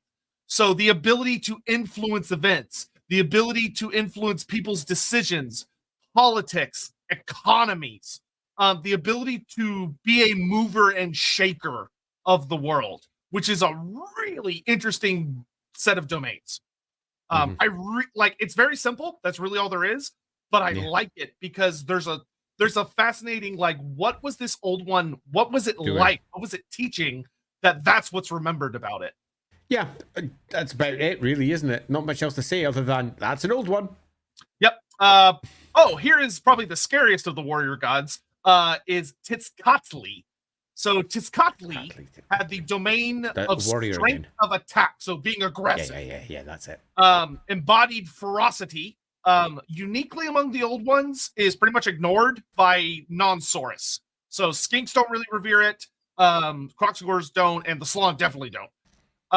However, the important thing about Tizcatli is that, at least according to the Saurus, the way you worship is to rip out the heart of your enemy while it's still beating and to swallow it whole. Because you acquire their strength. You add their strength onto your own. But if you ever see a Saurus eating somebody's heart, that's why. Because it's literally worshiping an old one. See, now there we have ourselves potentially an older story of how the material realm is composed of stuff that can be consumed in the same way that magical power can be consumed and create a particular effect, but can be used to consume more than just the thing that you're physically eating. Vampires, for example, are a prime example of being able to use consumption to gain magical energy from things. And there's a host of things in the Warhammer world where this is the case. And if we're dealing with a bunch of effectively both etheric and material entities, then it's quite possible that they were subsisting and eating also. So it suggests that they were drawing strength from the things they were eating in a way that was deeper than just simply gaining material sustenance. And that sounds like a repercussion of that potential, and also gives a very clear idea of where someone like Nagash could get his first inclination of being able to use the material realm solely to gain access to the immaterial and thus become a material god without needing the immaterial aspects. In fact, we get ourselves a very clear story that I 100% would have dialed down on when I was doing my Nagash parts of any particular campaign, because they are clearly connected. Yep. Next up is an old one that is very important for how little is written about him, which is Ushmak. So Ushmak is the messenger of the gods. He's Hermes. And Ushmak. It is said that Ushmak will arrive and declare that the old ones have returned. He is the herald. He will one day return to the world and announce that the old ones are returning. Spoiler, he doesn't. He doesn't, which is, I feel, an absolute crime. Yeah, there should have been an end times thing related to that. 100%. Yeah, and the end times thing should have been him returning and removing many of the most important servants of the Lizardmen from the old world, Well, from God, the that would Warhammer have been world. such a better way to handle that. Instead of the lizardman just being like, activate space engines, if it was instead Uxpak coming back and being like, it's time. Yeah, It's time. and them going, what the fuck? But yeah, absolutely. That should have occurred. It did not. Next up is the one that, if you had to say the lizardmen he's probably in the top 3 of ones lizardmen are terrified of, which is Shapati. Shapati. So Shapati, whose domain is the restoration of order. This is the judge. So Shapati is to be invoked by the lizardmen before righting a wrong. Now, what's interesting is this specifically often refers to dealing with possessed lizardmen, so lizardmen that have been possessed by demons, which can happen. Shapati is called upon before they're killed. But what's really interesting is he's also called upon to deal with errant lizardmen. Lizardmen that have spawned and there's something wrong with them. They're not performing their role correctly, or they have started to think in a way that is not believed to work with the great plan. If a lizardman is problematic, then they will be ritually killed in the name of Shapati to keep the great plan on course, which tells a really interesting story about the lizardmen. Tanuin, Maybe Tanuin wasn't the first of his kind. He was simply the first one that was successful. Yeah, totally. Well, what does the plan entail? The interesting thing about Shapati is there is an item associated with him, which is the Blood Statuette of Spite. And the Blood Statuette of Spite, in order to be taken into battle, it's a statue made in the likeness of Shapati, which of course they don't tell us what that looks like, but it's made in its likeness, and it has to be bathed in sacrificial blood given willingly. So sacrificial blood has to be given onto this statue, bathed in it, and then on the battlefield, if you raise it up and call upon Shapati's name, it smites people.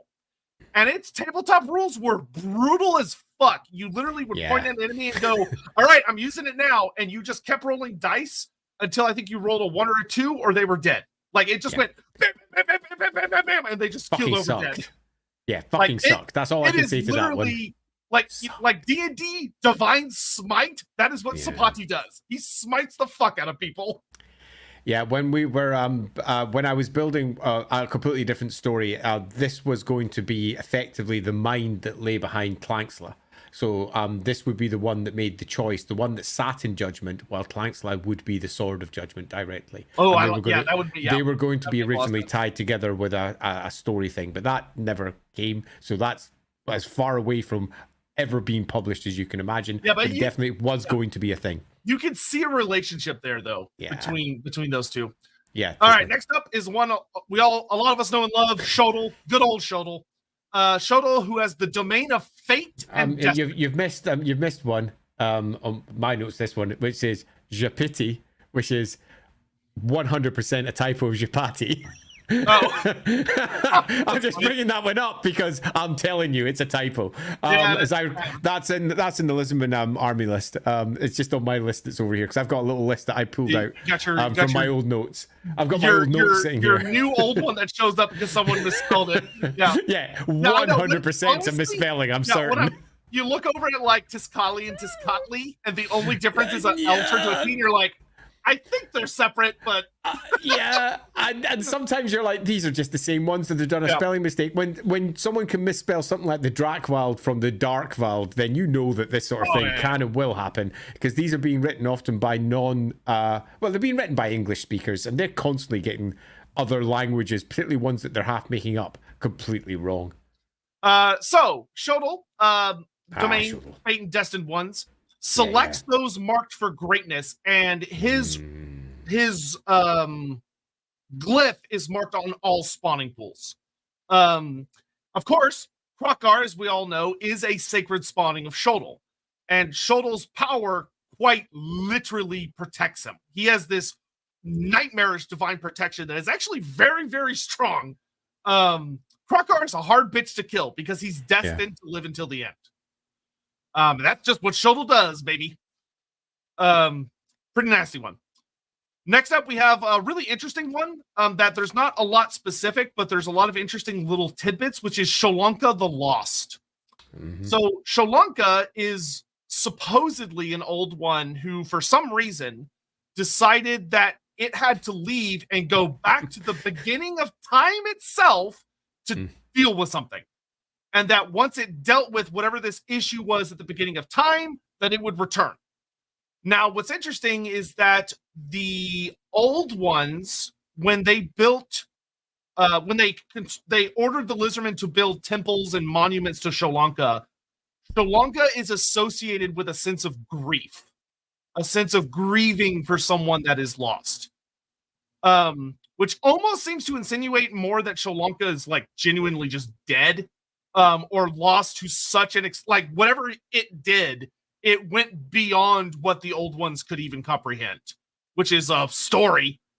And actually, if you watch Lawhammer, there's a note in I can't remember what episode it is, but there's a note where there's a character talking about some really nasty baddies who are also trying to move through time to fuck shit up way back. And you look at Sri Lanka and you go, oh, maybe he's the one that makes sure that doesn't happen. So I quite like this one because there's a nice little myth that's tied there, and it reinforces the concepts of the old ones being directly tied to an empire that itself expands over time, not just space.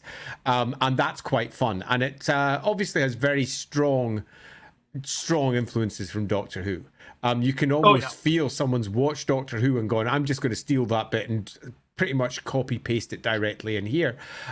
You have yourself potentially even the myth of where the entirety of this millennia spanning empire has come from, which will be this figure who perhaps goes back to try and solve everything and set it off. If you're looking to build a story, this is clearly the one that starts the great plan. Having seen something in the present, it goes back to the past to set the great plan in place to ensure that the future will not be affected by it. If you're looking for a old one to be directly responsible for the Warhammer world, this is it. Yeah, I do like that there's that implication of sorrow, though. Like, it was a sacrifice for it to go back and do this. And I think that that's a fun aspect of it. I'd say that if you're looking to build some really cool stories for your own games, use this one, because this one will rationalize much of what the old ones eventually do. It will rationalize the great plan. It will make sense of all of it, all potentially because it was there at the cataclysm, and it sees it all goes wrong, goes back and says, no, we actually intended for this all to happen in the first place. So the great plan is a response to it going wrong. That's why you can get both. It's a mistake and it's planned for, because the old ones are not stuck in time. And because of that, that means they can respond to things live in a way that no other species can. Mm-hmm. All right, we got 3 left. Next up is I have 3 left in mine too. Woo-hoo! We've got the same number. Good. So we've got Shoka, the Arbiter of Duty. So Shoka is known as the Lord of Stone. And its domain is stone and the concept of duty. Offerings. So what's interesting about this one is that it simultaneously represents a physical concept and a metaphysical concept. Of that. So offerings are often made to Shoka to grant strength to the lizardmen to meet their responsibilities, even though it will result in their death. So, like, if you're going into, I have to do this, but I'm going to die, you call upon Shoka. However, the other really interesting thing about Shoka is that Shoka built structures as the Lord of Stone. He quite literally crafted several pyramids of importance throughout the Lustria. And a lot of the like super fucking crazy like flying pyramids that are like held in the air by the big like lightning beams of energy and stuff are associated with Shoka. But he's fun.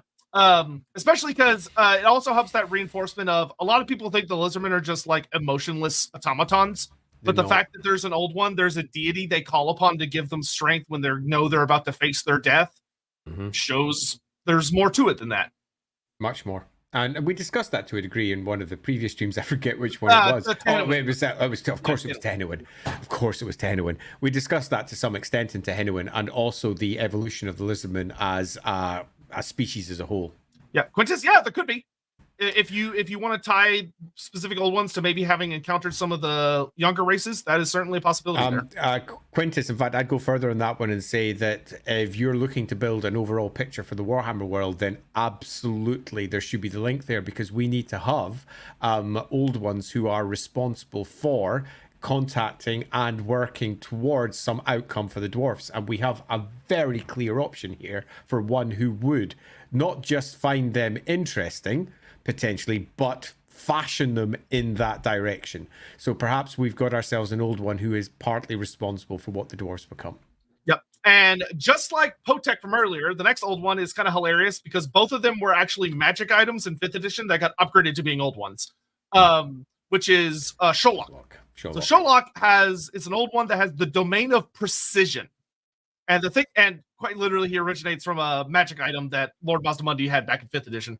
Yeah. But what Sholok is that glyphs of Sholok can be inscribed by the lizardmen onto items, and it will cause them to absorb energy and to store it until the proper moment. Yeah. And this tied back to the plaques of Sholok, which are a mass-produced plaque that the Slaanesh can have with them. And if it's essentially broken, it unleashes a great whoosh of magic energy that the Slaanesh can then grab onto and make into a spell. To go along with what Quintus said earlier, sounds a lot like rune magic, don't it? Don't it? So there's something there. And the last one, who is actually genuinely one of the most interesting, despite being at the very bottom of the list, is Yusha. Yusha had the domain of language and speech. Mm-hmm. And Yusha is said to have created the concept of language and the first language, which is, if you know about how language works in Warhammer, it is a big, huge fucking deal. Yeah. This is possibly the downfall of the old ones. Now that might sound a bit mental to say just as a straight out, but we're just going to take a single old one and say that that's what's responsible. No, because remember, most of the old ones epitomize concepts. They might not have been individuals, but they almost certainly were. Many of them will be nothing more than words that have been passed down to the later generations of lizardmen that they have turned into old ones who may not have been old ones in the first place. Some of them will have been literal people, but the concept here of what is effectively intelligence. It is taking and reshaping the material realm using word, and every single word has an effect in the material realm, and if it's channeled through with magic will cause things to happen in the material realm when they're merged. And that is because over on the immaterial side things have begun to grow there, and they have begun to grow there because of sentience, and it has in turn gained its own sentience that is ultimately the formation of the Chaos Gods. You could argue that the very concept of passing language on to the peoples of the Warhammer world ultimately led into the birth of the Chaos Gods. That is a particularly damning position, because if that's the case, then you could claim that Yusha is responsible for the fall and the cataclysm. And in turn, one of the old ones goes, well, I better hike it back to the past to change that. So we've got ourselves a potential story building here, because we know how important language is to the very concept of the Warhammer world as a whole. And we have ourselves here an old one who is directly responsible, supposedly, for passing on the concept of language, not just to the lizardmen, but to everyone. And that is horrendous, because that has effectively granted sentience to not just the material realm, but the immaterial realm also. Yeah, and Yusha, that would suggest... Yeah, Yusha I like quite a bit, because it specifically goes out of its way to insinuate that Yusha actually directly interacted with the warm-blooded races to teach them language. Which, like, man, that's Andy, everything Andy just said, 100%. Yusha... possibly more. Yeah, Yusha, depending on how you look at it, is like one of the greatest benefactors of the world, while also being the biggest villain of the entire setting without meaning to. Yeah, quite. As someone, in fact, has Wander Alpha just popped up there, literally a Prometheus figure. Yeah, quite literally a Prometheus figure. And I think that's great. I think that is something that is a massively cool story that has definitely not been told. It's been hinted at, and it's been hinted at because we know that just saying a demon's name is effectively evoking that demon, because true names mean something in the Warhammer world. Words mean something in the Warhammer world. Diction, the ability to express yourself with word. The words of magic is the truest form of describing the material realm, but you can use magic with any language at all. All it requires is intent and belief and understanding, which is why some hedge wizards and why some untrained wizards can literally just go, I bring fire down upon thee, and just throw magic, and it works, while you'll have the lingua prestantia being a far more precise version of the language of magic that was originally taught to humans by the elves, and the elves in turn learned that from their gods, who very likely may have learned them from Yusha. We have got ourselves a clear step-by-step process for the formation of the one language of Warhammer, what is often referred to as the lingua prestantia incorrectly, but language demonic for another way. The very true way of expressing everything in the material realm has come from the old ones, and it's dangerous. Really dangerous. Really dangerous stuff. Yeah, so it very much feels like here we have, through the intent of something potentially beautiful, which is to grant all of these little creatures the ability to communicate, to work with each other, to better understand the world around them. And this old one has accidentally also unleashed a deeper, meaningful impact upon the Aether, which ultimately ends with the collapse of the gates and the formation of the Chaos Gates. And we have a sort of an unspoken story behind that, where we then also know another old one goes back in time because they were so horrified by something that occurred. The obvious thing to be horrified by is the Cataclysm. The obvious result is the influence of the old ones themselves have caused this to come about, and they attempt to go back in time and stop it and make it the great plan.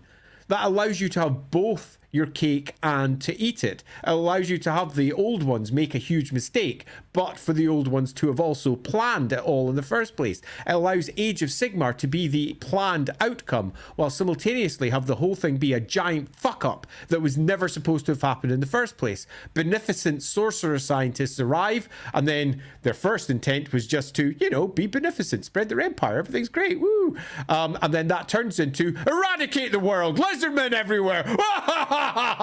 We are doing something else because we have to stop the birthing of chaos that's coming anyway. So everything changes. There's a super fun story lying behind the scenes there, which would be, I think, fun to plumb, even if it was written in a very different way to how I've just very basically outlined one version that it could have. But there's a super fun story there. One of the things that I would love to see GW do is that, yes, you want to keep the old ones shrouded in myth, but you should still tell the myths. They like to keep them a little too shrouded in secrecy. Agreed completely. It's like, this doesn't have to be true, but here's a version of what may have been true with these various gods. Yeah, myths are fun. And that's one of the reasons why, when we were doing the Tomb of Salvation, that some of these myths were purposefully added. We got references to Sotek and snake gods drifting in through human myths as well. We got references to the Sword of Judgment. We got references to elven gods and the impact that they had on the Empire. And they, in turn, the elven gods, were influenced by the old ones that came before that. All of this is myth that should be interwoven because it is an interwoven world. If we try to make each race, each species, each faction have its own individual myths and they don't interact, it makes the world feel smaller and weird and not really a connected place. Where if we can then tell these myths, all of which could be wrong, then as writers you've got much more breadth to really add color to the world. Phil, didn't catch the first half of the stream, but have you mentioned the old ones have made their first landfall in Albion? Real smooth, GW. So the Albion is a really interesting thing. We don't have a lot of time to go into this. Albion would make its own. We'll do an Albion stream at some point because there's a ton of shit. Look at the time. Yeah. So we're just gonna get caught up on super chats and we're done. But there's some fun things to do there. So them first landing there is fine, but the first place where they build their cities is Lustria, and that's pretty much the case across the board. The first city, yeah. That being said, Albion plays a very fucking titanic role in the Great Plan. It does. Ricky Chapman, are there people who worship the old ones in the other parts of the world and abandon Lisbon cities, bring to ancient plaques can't read? Yes, 100%. Yeah, sure, all the time. Yeah. Yep. Warhammer World is full of people praising things that don't deserve praise. Yeah, I mean, hell, you wouldn't even have to go that crazy in parts of the world. I'm like, you could say, oh, there's some guy in the old world who's like an eccentric person that got a hold of a sacred plaque and is like, oh, this is the truth. This is the great. I'm going to worship this thing. I don't know what it is, but I'm going to worship this thing. Yeah, people are going to people. Yep. Seth, I got a theory. The Faustschlag is actually a chunk of an old one moon base, bringing Kuei Yin with it. The Monkey King and Ulrich stole it during a wacky monkey magic styled adventure. I definitely think there could be something pretty freaking mental done with all that. There is clearly a tie through from the Faustschlag to Morsleb, though. Yes. Morsleb or Mansleb? Mansleb. No, I was God gonna damn say. it. I meant to say Mansleb. God damn it. Thanks. Donovan, thank you for the bits. Do you think the Warhammer world was the only planet the old ones uplifted? No. We know for a fact they mess with other planets. Like, that's not even possibly millions of them. Yeah, they had a huge empire. Yeah. All over the stars. And all over time as well. Yeah, that's why there's kind of that constant, like, about when the Cataclysm went off. If it's like, oh, did that kill all the old ones? Or did they simply abandon the world? And the reason the abandoned storyline is very strong is because they had this huge, massive empire. Now, it could have been that there was a chain reaction and that all of their gates literally everywhere blew up all at the same time, in which case they very likely died. But, you know, there's no answer. It's a myth, or it's a mystery. Don't understand mother, never studied an animal. The lizardmen. The lizardmen are funny when it comes to... the thing you have to understand about the lizardmen is that if it's not relevant to the great plan, they don't tend to think about it. Yeah, and it's not that they don't understand the concept, it's just they don't believe that it applies. That would be better. It's not what old ones are. Old ones are to them, they're in many respects, they're made in the old one's image. And thus, the old ones are the same as them. In the same way that you tend to find that gods of humans are made in humanity's image, or the god of the elves are made in elven images. And that being the case, it's not that they don't understand per se, it's that they just simply don't think it's the case. And when they see something that stands contrary to it, they're like, yeah, no, that doesn't make sense. It's not real. It's not true. It's not part of the plan. Screw that. There's a really stupid joke in there somewhere of the Slán seeing a naked woman being like, I don't get it. I just don't get it. It's confusing. Get it away from me. Jonathan Scott. In my opinion, it was really just a pretty all right plan. Yeah. I think several of the old ones. Yeah, I think several of the old ones would probably agree with you, to be frank. Thanks for all the content and for uploading it to Spotify, my favorite outlet. Well, thank you, marvelous. Scramble Ramble. We appreciate the super chat. Thank you. CB4N, all this time travel talk just reinforces my theory that the dude from Chrono Trigger was just a Slán all along. There you go. This adds to my theory that the old ones were chased to the Warhammer world. That's certainly possible. I don't feel that that's necessarily a bad conclusion to make. Especially if you decide to go with like the 8th edition Big Red Book theory, or like the 5th edition Lizardman book theory, where it's like the old ones were trying to make a race to destroy chaos. It gives the implication that they were running from chaos, or they were already fighting it. Mm-hmm. Geomancy is the old one positioning system, or oops. I like that, Mornington. Yeah, that's really good. Markism, I thought it might make sense that the Chaos Gods came from the aspects that the old ones have intentionally severed from themselves and discarded / trapped in the ether. Does this hold any water? You could work with that. You could. It'd be tricky. You'd have to do a lot of little... So what you need to do is build a story to make that happen. For example, the old ones, upon seeing the great churn in the other side, go, oh, this is too dangerous. It's killing us. It might be killing us, this great churn. So they separate themselves from the Aether, and through the separation, the part that's separated churns up and gains sentience itself into the Chaos Gods. You could build that story, but it would be a new story. It wouldn't be the story that's currently being told. So you would be building something entirely new.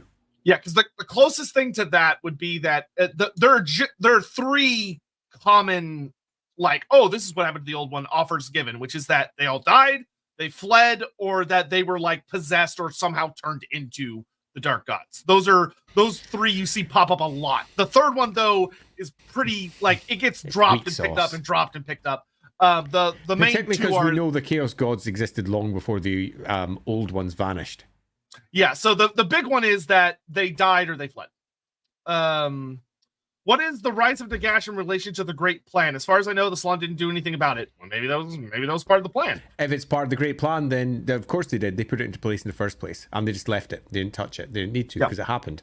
One of the great joys of the Great Plan is no matter what you do, it's the Great Plan. No matter what happens, it's the Great Plan. It was supposed to occur this way. It's great, unless it's sitting on a plaque. When they look at the plaque and they go, oh, this plaque says we're meant to go this way, so they follow the plaque. Basically, what the plaques do is they provide them with direction whenever the Great Plan isn't going to make itself happen. So you could argue from their perspective, Nagash is 100% their plan. Yeah, you could also just say that they were sort of logic. Yeah, you could also say they were just completely unaware of it until it was too late, because I think that was during the age of isolationism, so they didn't really know what was going on.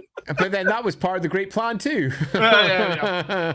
Which old one most likely feuded with the Monkey King?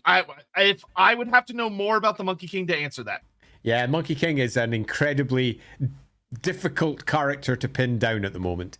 I believe we're at the end. Yes, we are. Thank you. Hope you all enjoyed. I have a summation though. I have a couple of little things I'd like to say to end off with, because I do like to have an end. Keep us over time, then by all means. It's only an extra minute or so. What difference will it make? So, what have we learned? We have learned that originally the old ones were the old Slann. That's what their original conception was. And that they were nothing more than a manifestation of Games Workshop's version of the gods were nothing more than an ancient civilization that handed down information to later generations. And in their version, it was the frogmen that did this. The frogmen from space, who passed down all of the civilization that the Warhammer world would later come to have. And in the older version, the frogmen from space done fucked up and created chaos in error. That changes in time. And that changes because the stories that Games Workshop begin to tell in later editions separate the Slann from the old Slann and into the old ones. But there is nothing, not one single bit in the current lore that says directly that the old ones can't be old Slann.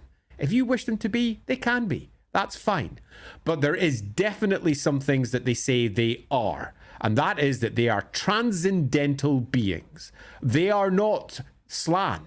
Now, the first generation Slann, you could argue, are also transcendental beings. Just look at how crazy some of the things that they did were. So that's not to say there's no link between the two, but the modern Slann are definitely nothing like the old ones. And if you want to believe that they are basically the old Slann, that I do not think is inconsistent with the lore. You can do that. It won't in any way interrupt the lore as it stands, because when the 5th edition army list came out for the Lizardmen and turned them from the old Slann into the old ones, they didn't change the stories. The stories are the same. And then they just got additional detail as time went on, most of which was in character detail, meaning that it could be wrong, based upon an artifact, based upon one entity's belief, or whatever. So the old story can stand if you wish, but it's quite clear that Games Workshop themselves have gone in a different direction now, where the old ones were probably something different. But it's still a relatively new innovation, because as late as the 2000s, the Slann, the old Slann of 40k were still the Slanny, and they looked like the Frogmen. And you'll find that they pop up again and again and again. The current 40k old ones are literally just the Slann. Yeah, they are. And that means that you could very easily go, so what we had was the first spawning, who were the tall, almost humanoid, frog-like entities that were the old ones, and they were probably shapeshifters. And that doesn't mean that they were changing shape from one thing to another. It just means that their material forms were inconsistent because they were transcendental. They were quite literally not just simply mortal beings. They could change shape, they could mix with, they could appear as human, they could appear as other, but their genetic code was the frog. And they made the first spawning of the Slann from their own genetic code. They were literally made in their image. And that if we found any corpses of old ones, they would probably be frog-like, and that would absolutely match the lore as it currently stands. They were human-sized. We have some of their artifacts. They could be wielded by human-sized hands. They were human-like. We know that because of the few images we have of the sorts of tools that they were using and the size of those tools. They didn't have large hands like dwarves. They had smaller hands. They didn't have the big, huge toad slan-like hands either. They were smaller. They were probably human-sized. The story makes sense of them being the old slan miniatures because no one has ever contradicted it, but they have reinforced it again and again and again with incidental details. And that is proper crazy. 5 fingers, by the way, for the old slam miniatures, just to make sure that we pop in that one. And I'll say from the back of the room, no. Regardless of the no, because that goes against largely what 8th edition suggests, but the story is intact for that being the case. The story is intact for the old ones being... you can absolutely make that work without doing anything. It's not... You don't need to create anything. The story... Rig is literally the only hurdle. And she's not a hurdle because she can appear as anything. All the old ones quite clearly could. She could have appeared human while they were dealing with it, could have mixed with elven DNA, could have created those things. They are transcendental beings. And I have no issue with that at all. And I think that makes sense of it all. But that is not Games Workshop's current answer. Now, you might find an individual writer thinks that's great. You might find another individual writer thinks it's stupid. But we then fall back on the oldest question of all when writing Games Workshop lore, which is, what lore can we use? That's a big question, because whenever you're asked to write something, and I have been in the past, as have many others as well, the answer is generally always whatever is in the most recent edition of the war game. That's it. You don't look at the novels, you don't look at the games, you don't look at the licensed stuff. It's that. And then everything else is possibly something you can use if Games Workshop agree. And when it comes to the rulebooks, the answer that's found there is, if it's not been overwritten, the most recent version is the case. And it was never overwritten. The old ones were never made anything but slan. And the big fat toad men that came later, they're just bloated with magic, a completely different version of what came before. So we could say, actually categorically, that as far as the lore is concerned, the old ones are the old slan. Because it's never been overwritten. All they've added is myth. But that is, I would argue very strongly, not anything that any Games Workshop writer would be ever allowed to do, because that is something that the lore has moved beyond. The truth of it is that the old ones are these transcendental beings that no longer are tied to the old slan. But if you want to make it different, not only could you do so, Games Workshop's own way that they use their lore would suggest that that's the correct path to take. And then we're all just sitting there sweating nervously for the day Age of Sigmar inevitably gets an old one character. It's going to happen, and then they're going to go, hey, it's not a frog at all, and that'll be fine. But that would mean, if you wish, that Kremlo would be an old one. And this is why, at least everything Andy said the last 7 minutes is heresy, and he will be burned at the stake. I have purposely done it just so I can say that about Kremlo. Like, where's he going with this? Anything from Warhammer First Edition that we can somehow bring back deserves a mention, and that's Warhammer First Edition. I mean, you couldn't get older in terms of lore than that. Kill your darlings. All right. Okay, we are well over time. So we are indeed. Thanks, everyone. Yeah, thank you all for joining us. I don't know what we're going to do on Wednesday. We'll figure that out later. And we'll see you when we see you. See you next week for the Q&A. And I don't remember what the week after that is, but we'll figure it out. We'll see you then. Bye-bye. Bye.